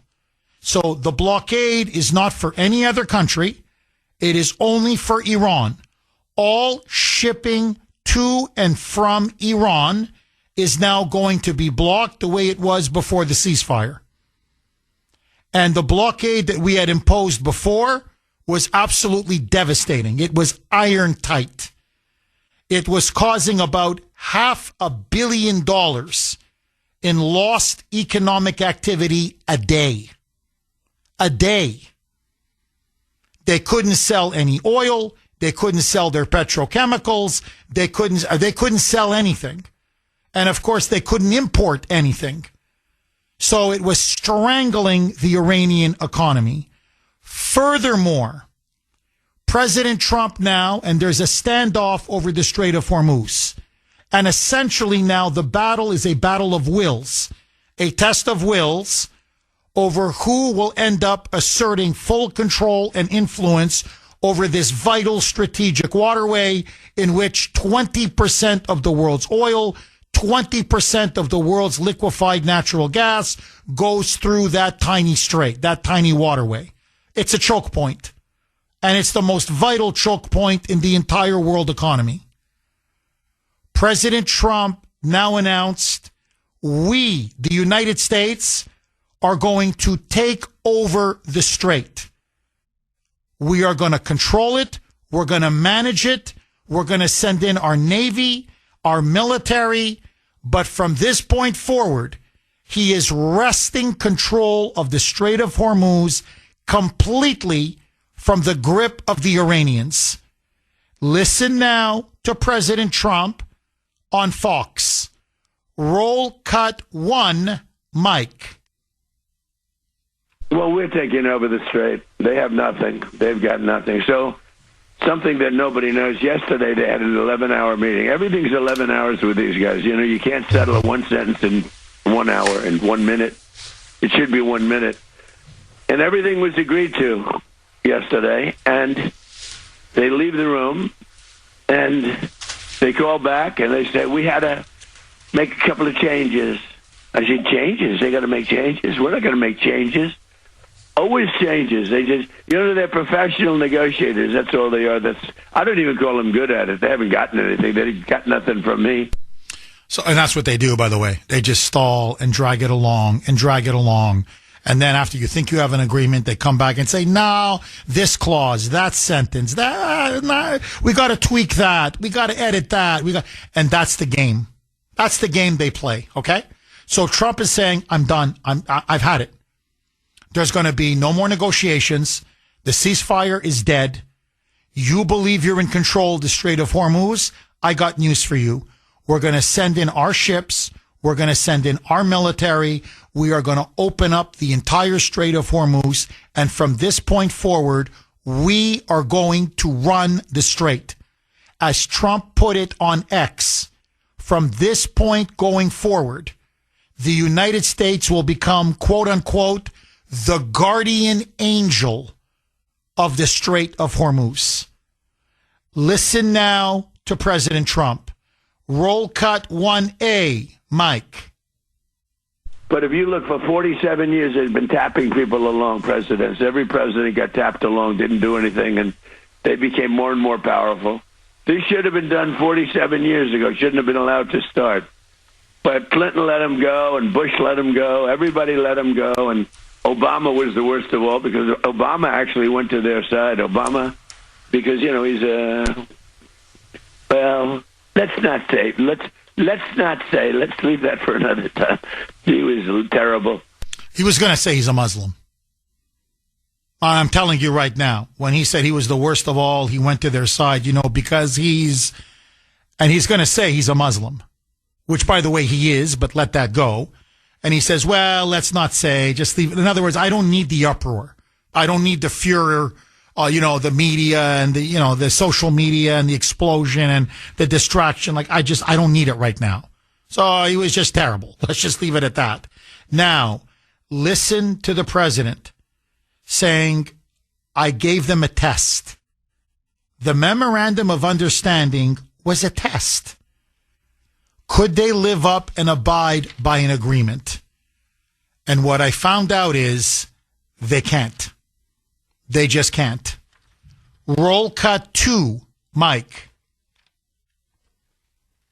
Was the MOU that your negotiators brought back, was that a side saddle MOU? Was that built to fall apart? It was built to test. It was a test. We didn't know. It didn't look. Memorandum of understanding when you're dealing with sleazebags don't mean much, and they don't mean much when you're dealing with honorable people too, because it's a memorandum of understanding. It doesn't mean much. And I said, why are we even? It's a standard tactic in the U.S. that you go to a memorandum of understanding and then you go to the deal. I said, just go to the deal first. But you know what? It was sort of a test. And they weren't there. They didn't honor the test. We had it. We had this deal settled numerous times. I said, watch. I guarantee, watch. And they never followed it. So, in other words, could they honor a ceasefire? Could they abide by agreements? And the memorandum of understanding proved definitively that the regime in Iran can't. Which means now Trump is saying, okay, now we know our answer. There can be no negotiated settlement or no negotiated peace. So the president then went on Truth Social, and he said that from this point forward, we are going to completely manage and control and run the Strait of Hormuz. We are going to guarantee the safe passage for every commercial vessel, every container ship, every tanker that goes through there. However, because this is not going to be cheap, it's going to be costly, it's going to cost money, our ships are going to be there basically on a permanent basis, we're going to be compensated. And now President Trump has said he wants a 20% toll for every ship that goes through the Strait of Hormuz. In other words, he's telling the Iranians, you are going to charge a toll? You are going to charge a fee? No. The Strait of Hormuz belongs to us, not you. And you think you're charging a toll? We're going to charge a toll. So what the president now has done is not just reimpose the blockade and imposed sanctions and made it impossible for Iran to sell their oil on the open market, but he is now trying to wrest geopolitically, just take the Strait of Hormuz from the regime in Iran and basically guarantee free, safe passage. However, everyone is going to have to pay us money, a toll, a fee, whatever you want to say, however you want to call it. Now, my question to you, do you support the president's decision? Should the United States now have a permanent presence in the Strait of Hormuz using our Navy to guarantee the free, open safe passage for every ship going through the Strait of Hormuz? And should we be charging countries around the world a 20% toll fee? Do you believe that we should be doing this, or is this now going to make us permanently involved in the Middle East, in the Persian Gulf, and in many ways always looking over our back or looking over our shoulder? Okay, let me ask you a couple of questions. Number one, the great audience of Kuhner Country. What do you think Trump will say Thursday, or what do you expect or want him to say when he addresses the nation, primetime speech, Thursday evening? So basically 2 nights from tonight. He will be talking about Iran. That is no question. He also will be talking about election integrity. Apparently there's going to be a surprise announcement on that front. But the bulk of the speech will be about where we go from here regarding the war with Iran. So I'm just curious, can he change hearts and minds? And what do you think he needs to say? What would you want him to say? What would you like to hear him say? Now, furthermore, this is my own personal take. You can agree or disagree, obviously. I think it's a brilliant move. I think reimposing the blockade is brilliant. Restoring all the economic sanctions is brilliant. Why? Because Trump now is going to squeeze the Iranians and the Iranian economy. He's going to squeeze them to the point that they're going to cry uncle. And on top of that, by now saying we are going to take over the entire Strait of Hormuz by force if necessary, and even charge a 20% toll once we completely control and assert, dominance over the strait. And that means they're going to have to pay us. Every ship, every container, every tanker is going to have to pay us a percentage. Trump says it will be 20%. I'm sure it's subject to negotiation. But basically, it's going to cost us a lot of money to do it. But Trump says because it costs us a lot and we're taking all the risks and spending all the money, we should be compensated. And I agree with him. And the bigger issue is, by reasserting control over the strait, he has taken away Iran's leverage. Iran will have no more leverage. Their leverage right now is the Strait of Hormuz and the ability to send oil prices, the global economy and oil prices in the global market high, cutting off oil or the supply of oil and natural gas, and having their boot on the neck of the economy. You take that away, where's their leverage? Their leverage is gone. It's finished. It's over. Now, this may entail taking certain casualties. It is a high-risk operation. Trump knows that.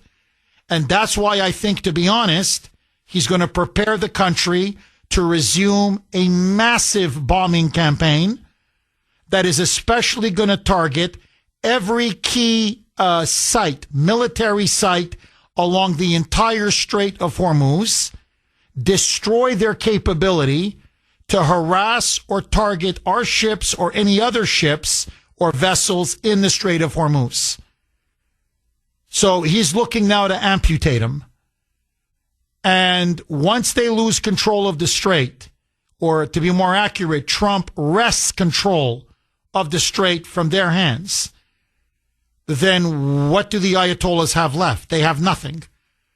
They only have one last card to play, and that is Pickaxe Mountain.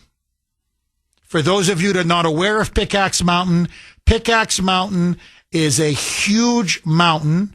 It's near the Natanz nuclear enrichment facility. We have bombed Natanz and 2 other of their nuclear enrichment facilities.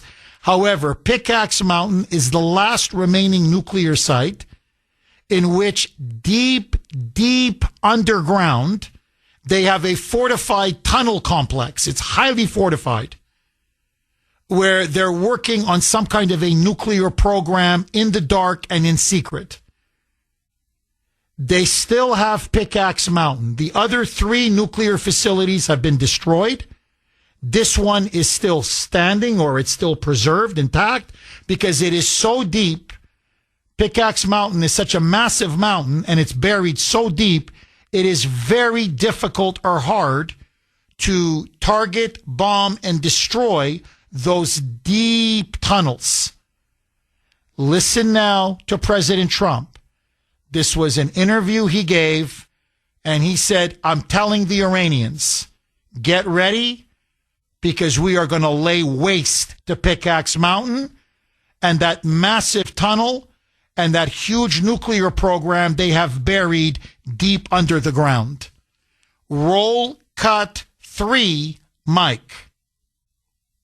Before you enter into another deal, will you insist that IAEA inspectors get down into that deep, deep, deep tunnel and find out if they got a doomsday machine down there?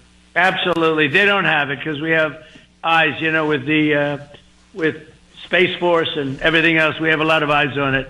But Pickaxe is a possible target for a nice big fat shot right into the front door. And I think that you'll see that. I'll tell them right now. So it's they're as he put it, they're a possible target for a nice big fat shot right into the front door. And he goes, I'll tell them right now. You'll see it. I'll tell them right now. So he's telling Iran, get ready. Get ready, because we are going to blow Pickaxe Mountain to kingdom come. We're going to flatten it. We're going to drop the mother of all bombs, one after another, after another, after another, until we blow that mountain to smithereens, destroy that massive underground tunnel complex, and just smash that nuclear, whatever is left of their nuclear program. Then they have no cards left to play. Their nuclear program is finished. Their nuclear program is in tatters. It will have been completely and utterly annihilated and decimated. Listen now to President Trump saying they can't stop us. We have so degraded their military. In fact, the only thing they have going for them right now, he goes, and I'm not saying this to be funny or to make take a pot shot at the media. He said the only thing they have going for them now is the support of the fake news media, which has been pushing out propaganda on behalf of the Iranian regime, and the Democratic Party. Besides the media, the lying fake news media, and the Democratic Party, they've got nothing left. They're on their knees, and now I'm going to knock them out. Roll cut 3A, Mike. Look, the fact is they have no Air Force, they have no Navy, they have no nothing. All they do is talk, and they have fake press. They do very well with the fake press. But yes, they do. Because the fake news wants us to lose. It's not even, the New York Times, they actually said a week ago, can't imagine they say it now, but think of it. They have no Navy, have no Air Force, have no anything. They have no military, they have nothing. And the Times said, and their inflation, by the way, just hit 301% from 5%. They said, they're in better shape now than they were 4 months ago before I started. So his point is, we've destroyed their military. We've wiped out their Navy. We've shattered their Air Force. We have absolutely annihilated their air defense systems. Their economy now is in ruins. 300, I think, actually what I've read is 400%, but okay. The president says 301, I'll go low. But I've been reading 400%. Anyway, whatever. 300, 400% inflation. He goes, the country's in free fall. And yet all you hear from the media is they're in a stronger position than they were 4 months ago, as if somehow Iran has won this war. And he says it's lies and more lies and a pack of lies. And so he says the only card they have left, the only deterrent left, is what are they building or developing under Pickaxe Mountain? Well, now I'm going to take that final deterrent and I'm going to smash it. Roll cut 3B, Mike. Yeah, but the fake media always brings up Pickaxe Mountain, and I don't think it's not on your list. I think it's on your list, and you're telling me it is. We're watching it closely. We see no activity there. they're not doing well with their nuclear situation. Every time we hear about it, we blow it up. So they don't like talking about it. But we'll probably give Pickaxe a shot relatively soon. So basically, you take away the Strait of Hormuz, and then you take away Pickaxe Mountain, which means now they have no capacity to even come close to building a nuclear bomb. So there is no, quote, fear of a nuke or a nuclear weapon or any kind of a nuclear deterrent. It's game, set, and match. It's over. I mean, it's over. Listen now to the president. This was at the Oval Office, saying we've got them right where we want them. But I got to tell you, the support that you in the media, and he's pointing to CNN and MS Now and the New York Times and the Washington Post and AP and Reuters, and saying the way you have been lying about this war for the last 4 or 5 months, and the way the Democrats have been supporting the Iranian regime, it's treason. It's treason. You're siding with the enemy, a mortal enemy of the United States, against America. You're rooting for us to lose. Roll cut 4, Mike. We have them in a position that they don't have any military. There's not a thing they can do about it. All they have is fake news, because they have the fake news, would rather see us lose the war than win the war, which is really treasonous in a certain way. So we're doing another very major attack tonight. They want to make a deal. They came back. We made a deal 2 days ago, and they want to make a deal. They've been negotiating for 47 years, but nobody's ever hit them militarily. We're hitting them very hard. Thank you very much. So he's basically saying there's no more deals. As he put it, they're scum, they're liars, they're cheaters, they're cuckoo, they're loco, as he put it, they're nuts. And he said, there's nothing to negotiate, there's nothing to sign. So he's now shifted, I think, his policy to finish the job. And so let me just say this, and I want to go right to the phone lines. He takes over the Strait of Hormuz. He's taken away their leverage, their biggest leverage. He reimposes the blockade and the sanctions, which he's now doing. He's now going to turn the screws into the economy and break the back of the Iranian regime.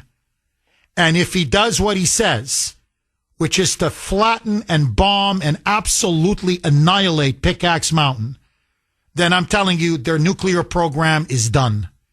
There's nothing left. It will be a broken, shattered, defeated country. And I think at that point, the Iranian regime may not survive. They will be what's called a proverbial sitting duck. And then the question is, will the Iranian people rise up? But without their nuclear program, without the Strait of Hormuz, and with Trump now relentlessly economically putting pressure on them, with the economy already at 300%, and with the stores empty, and people hungry and starving and mass unemployment, that country is a powder keg and it's going to blow. And the Iranian regime could potentially now come crashing down. So my prediction, I could be wrong. I hope I'm not wrong. I think Trump will announce to the country on Thursday, we're resuming the war, but this time it's going to be total war for total victory and a total defeat for the Iranian regime. And he's going to ask the American people for their support and say it may take about a month in total. I'm asking for more patience, another 30 days. But trust me, after 30 days, this terrorist regime will be finished. Jack in Weymouth. Thanks for holding, Jack, and welcome. Hi, Jeff. How are you? I'm good. How are you, Jack? All right. I was over there in 2004, 10 miles from the Iranian border my whole year. In order to finish these people, you're going to have to kill the regime. I mean, kill the regime.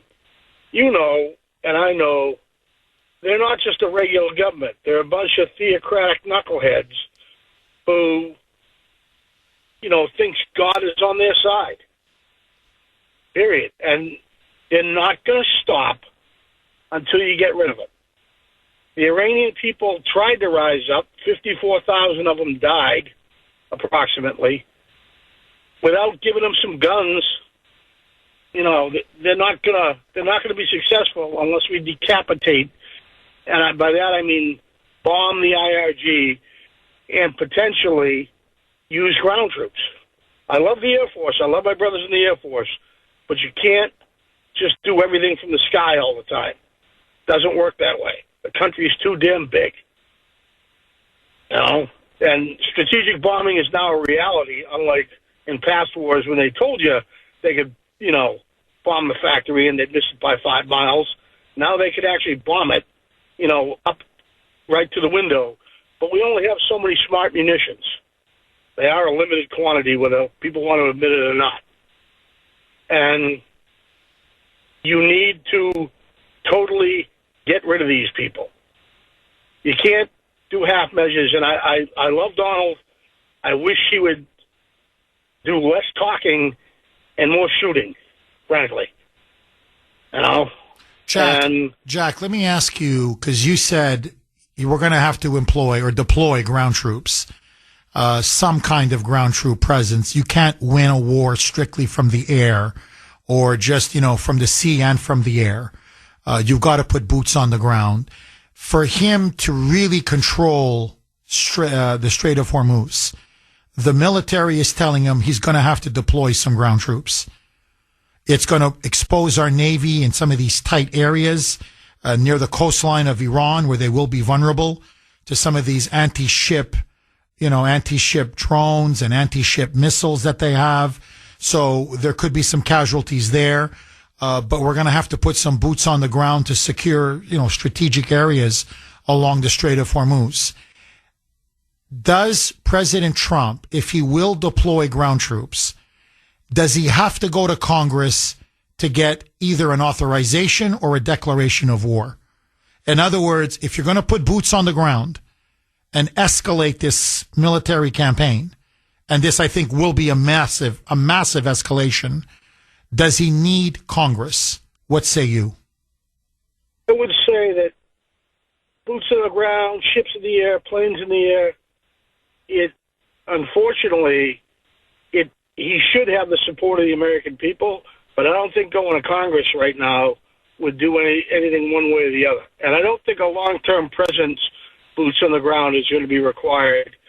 We have enough aviation assets and enough A-10 assets and everything else over there that we can drive back the missiles and the drones from the Strait of Hormuz in short order.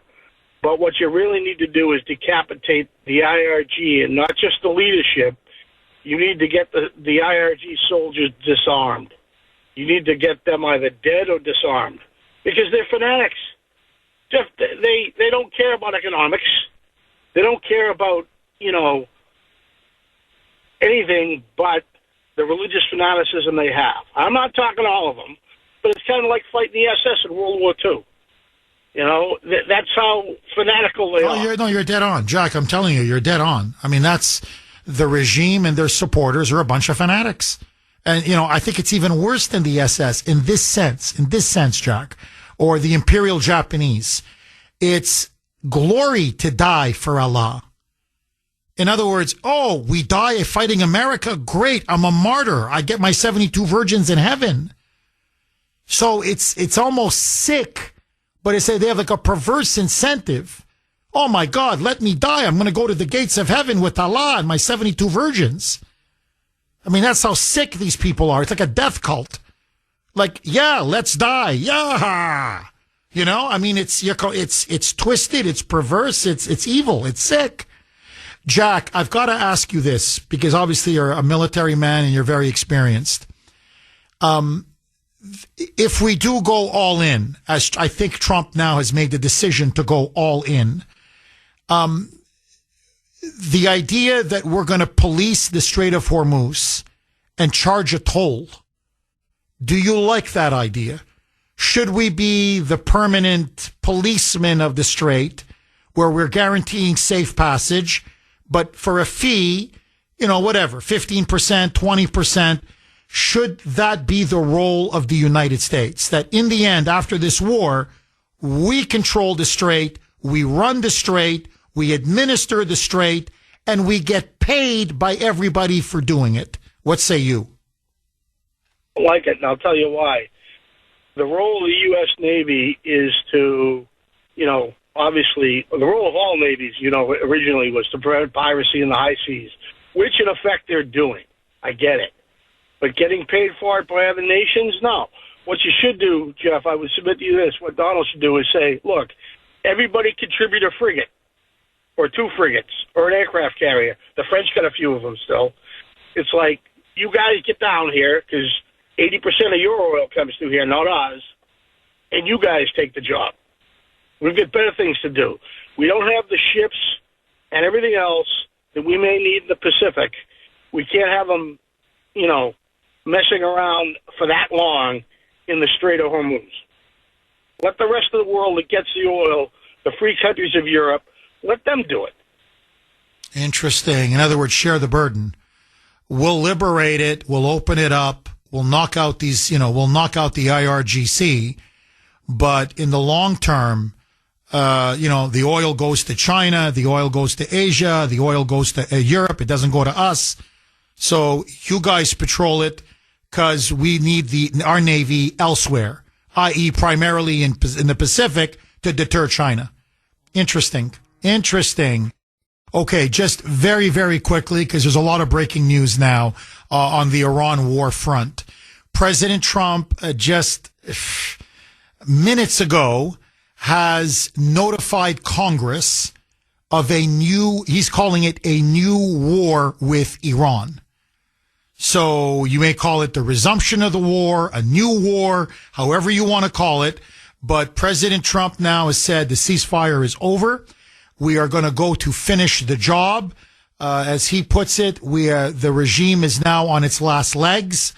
And so he is now reimposing the blockade. Today at 4 p.m. Eastern Time, the blockade will be fully reinstated and reimposed over Iran to squeeze the regime economically, to make it impossible for them to get any revenue or to purchase anything on the world market. Furthermore, he now has said that the Strait of Hormuz belongs to the United States, that we are going to completely take it, wrest control of it from Iran, and we are going to guarantee the passage of every single vessel, oil tanker, or container ship going through the Strait of Hormuz starting today. Many people are now speculating that the president's address to the nation, prime time, is going to be to ask for a declaration of war from Congress. And I think he's going to use the argument now that they have declared war on us by openly calling for the assassination of the president, for the assassination of his cabinet, for the murder and killings of key leaders who supported the bombing campaign against Iran. We shall see. We shall see. But Trump is definitely now going to prepare the country for a resumption of a massive, massive military operation. And I think, as you just heard him, he is going to demolish Pickaxe Mountain. So as things stand right now, we are on the cusp of a massive escalation in the war. Now, final point, and then I want to go to the blazing lines. 617-266-6868. Many of you have been texting the Kuhner man. You don't like the fact, the way Jack expressed it as well, that Trump is telegraphing some of our moves, especially the decision to bomb Pickaxe Mountain.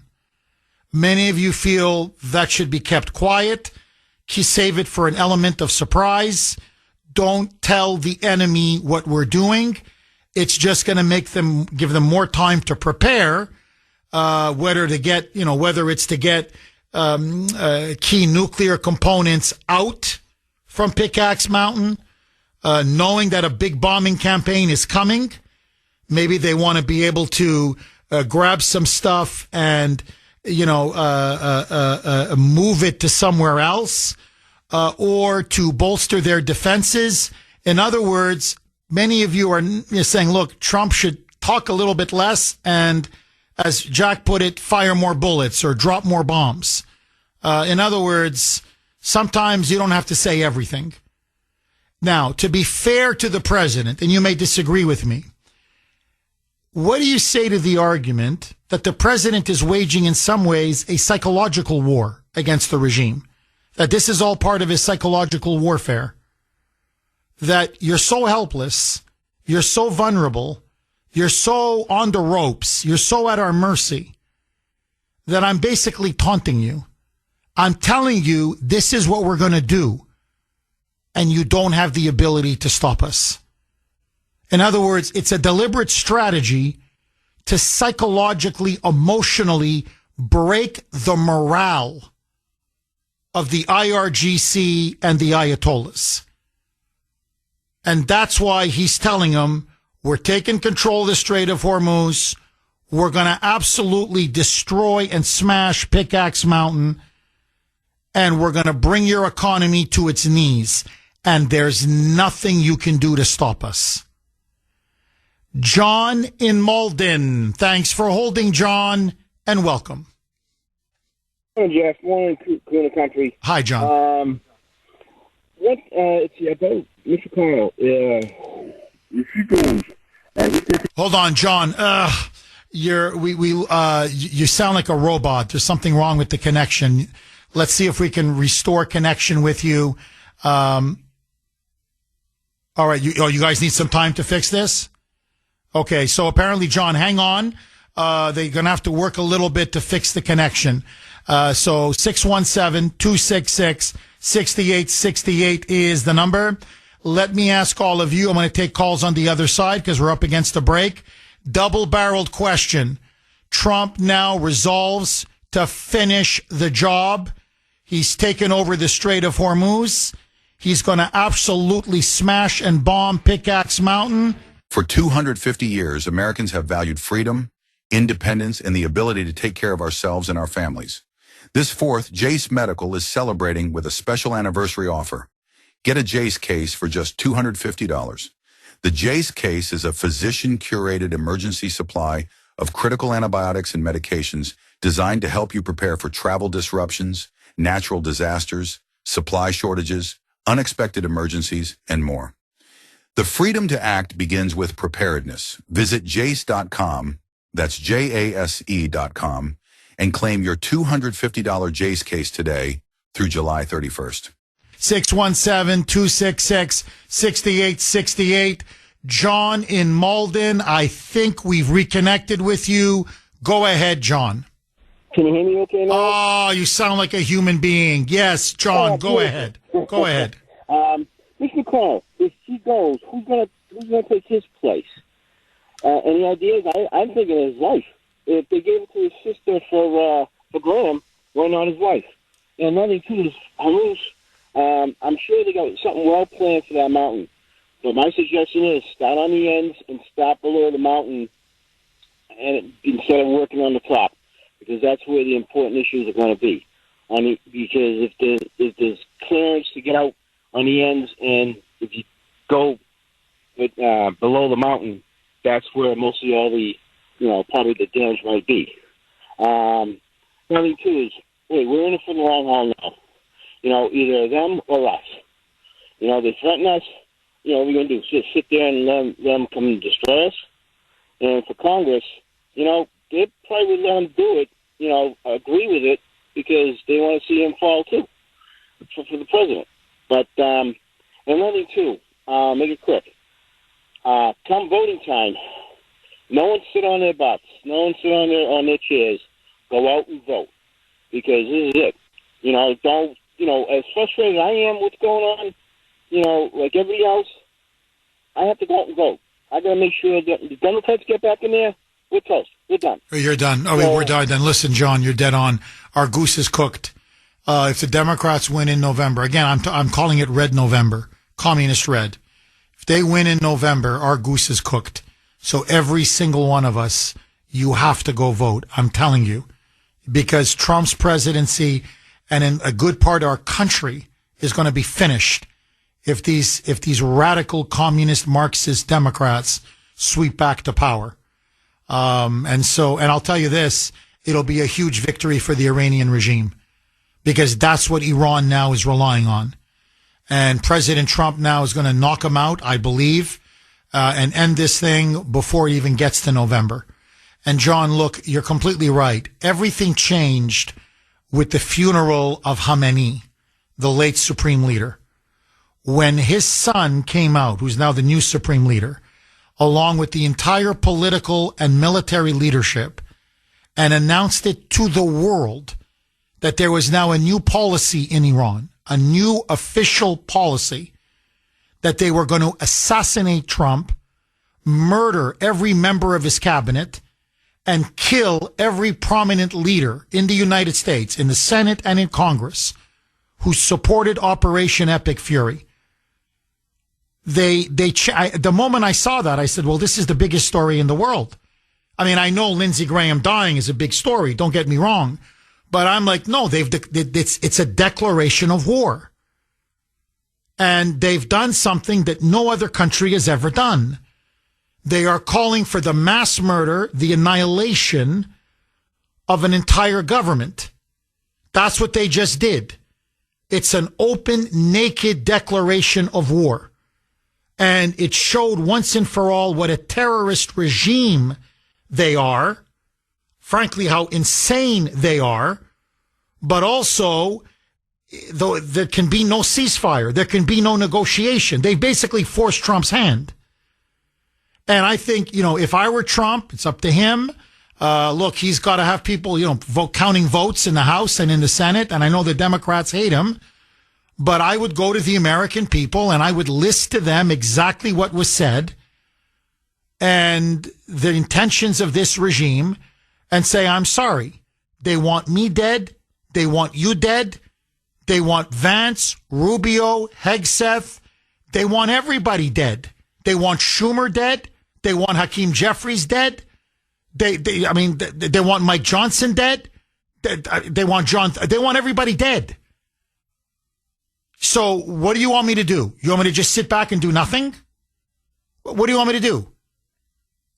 Now they have forced my hand. They have declared war on us. And I'm asking you to give me the full legal, political, military authority so that I can finish them off once and for all. And I'm not talking, hundreds of thousands of, troops dying. I'm talking about we're going to get that Strait of Hormuz. We're going to control it ourselves. We are going to squeeze that economy so hard. They're going to be begging for a peace deal. And Pickaxe Mountain will exist no more.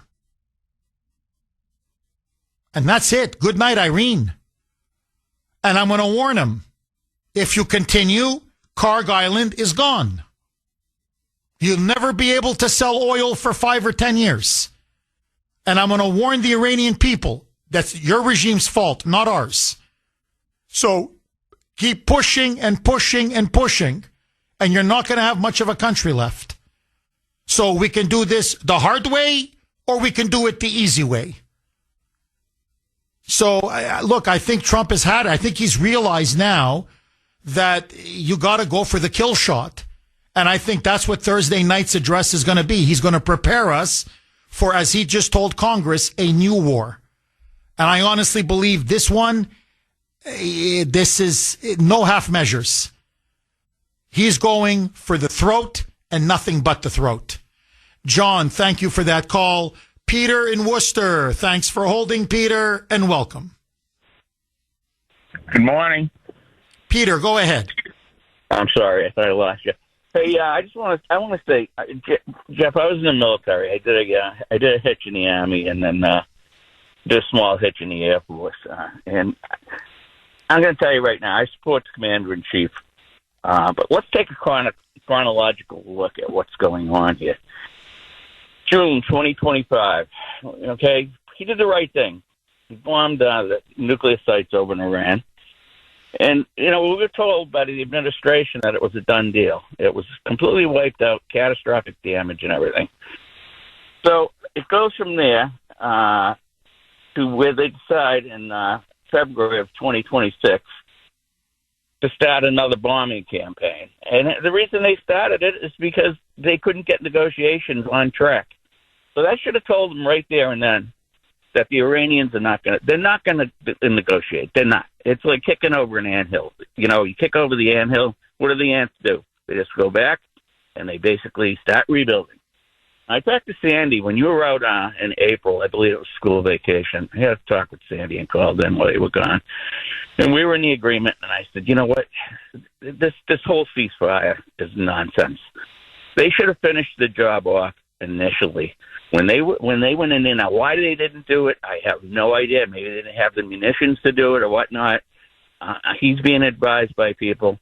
And I'm wondering what kind of advice he's getting. Because I'm going to tell you, Donald Trump, and I agree with one of your last callers, he projects too much. He talks too much. If you've never been in the military, right, Jeff? No, I've never, Peter. Okay. Well, you know what? If you're in the armed services, the last thing you want to do is have the old saying in World War II, loose lips sink ships. Yes. Right? You read my mind. I was going to say that to you. I said, Peter, I've never been in the military, but everything I've read, they say loose lips sink ships. In other words, keep quiet. Please, keep going. He can't help himself. I love the guy. And you know what? Americans, I said to Sandy, Americans have zero patience. They want everything immediately. And this thing has gone on way too long. This whole ceasefire, we were told, it's going to be a cakewalk. It's going to be 3 to 4 weeks and everything like that. So I've got a big problem. And I think the problem is, who is advising Trump? Who are these people making decisions? Mark Rubio was the Secretary of State. They should have known initially before the April ceasefire. The only reason they started bombing in February is because they couldn't get the Iranians to negotiate. And then it takes them 60 days plus to get a memorandum of understanding that's really not even, it's nothing. It's a written understanding that they violated immediately. It wasn't even dry on the paper. So I don't know what's going to happen here, but one thing, Donald Trump has got to keep his mouth shut. You don't want to project. You don't want to basically, and here's the other thing I want to tell you.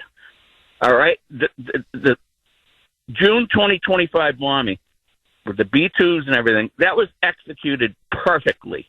And if you think that's going to happen again after it happened once, no way. We were lucky that we didn't get hit with some casualties on that. 37-hour plan, it went flawlessly. I don't think that's capable of happening again. As good as the Air Force and all of logistics and everything, they know it came and they're going to be ready for it. And Pickaxe Mountain, from everything I've read about it, is so deep that the bunker busters that we have are not going to have any effect on that mountain. So I don't know where we're going with this, but you got a caller that called in on a previous show. You wipe out Iran, you're going to have 90 million people.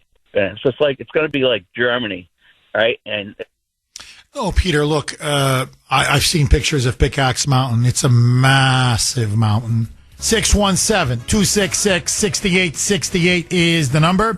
All right, let me just throw a mini log, a very small log on the fire. Many of you are texting the Kuhner man. I wouldn't say a majority, but quite a few of you saying, Jeff, Trump wasted his time with the memorandum of understanding, the ceasefire. Look at all the time that was wasted. Now he's going to have to resume the bombing, resume the war. We're already in the middle of July. So let me ask all of you, do you think going through the memorandum of understanding and then seeing how Iran blatantly broke it and violated it, in other words, proving irrefutably that you just can't make a deal with them, they just can't be trusted, it's impossible, no matter how good or favorable terms you offer them. Has this, in your view, strengthened Trump's hand now that he's going to address the country? In other words, look, I tried the negotiating route. I tried the diplomatic route. I offered them the moon, and they still spit in our face. Will this encourage Americans to rally and support him even more? Or do you think many of them are going to look at it and saying, you just lost a lot of time? Why did you go through this whole memorandum of understanding? Because we could have finished this war potentially months ago, and it was needlessly prolonged. So I'm just curious where you come from on this. Was doing the whole memorandum of understanding a big mistake, or was it something Trump had to do in order now to get maximum support for a resumption of the war and of the bombing? Tom, red, white, and blue dynamite baby in New Jersey. Thanks for holding, Tom, and welcome. Jeff Kuhner, A is for America. All the way to Z is for Zelensky. That's A to Z coverage on the Kuhner Report. That's red, white, and blue dynamite, baby. Tom, Jeff, what do you make of this, my friend? Say the Strait of America. If this will be the Panama Canal that I think we never got back, yes, and you cowards in Europe, you will pay. You will pay, because freedom isn't free. We will take the Strait of Hormuz. Yes, the Monday morning quarterbacks will say, why didn't we do this 60 days ago? Well, because Donald J. Trump, Michael the Archangel, gave peace a chance.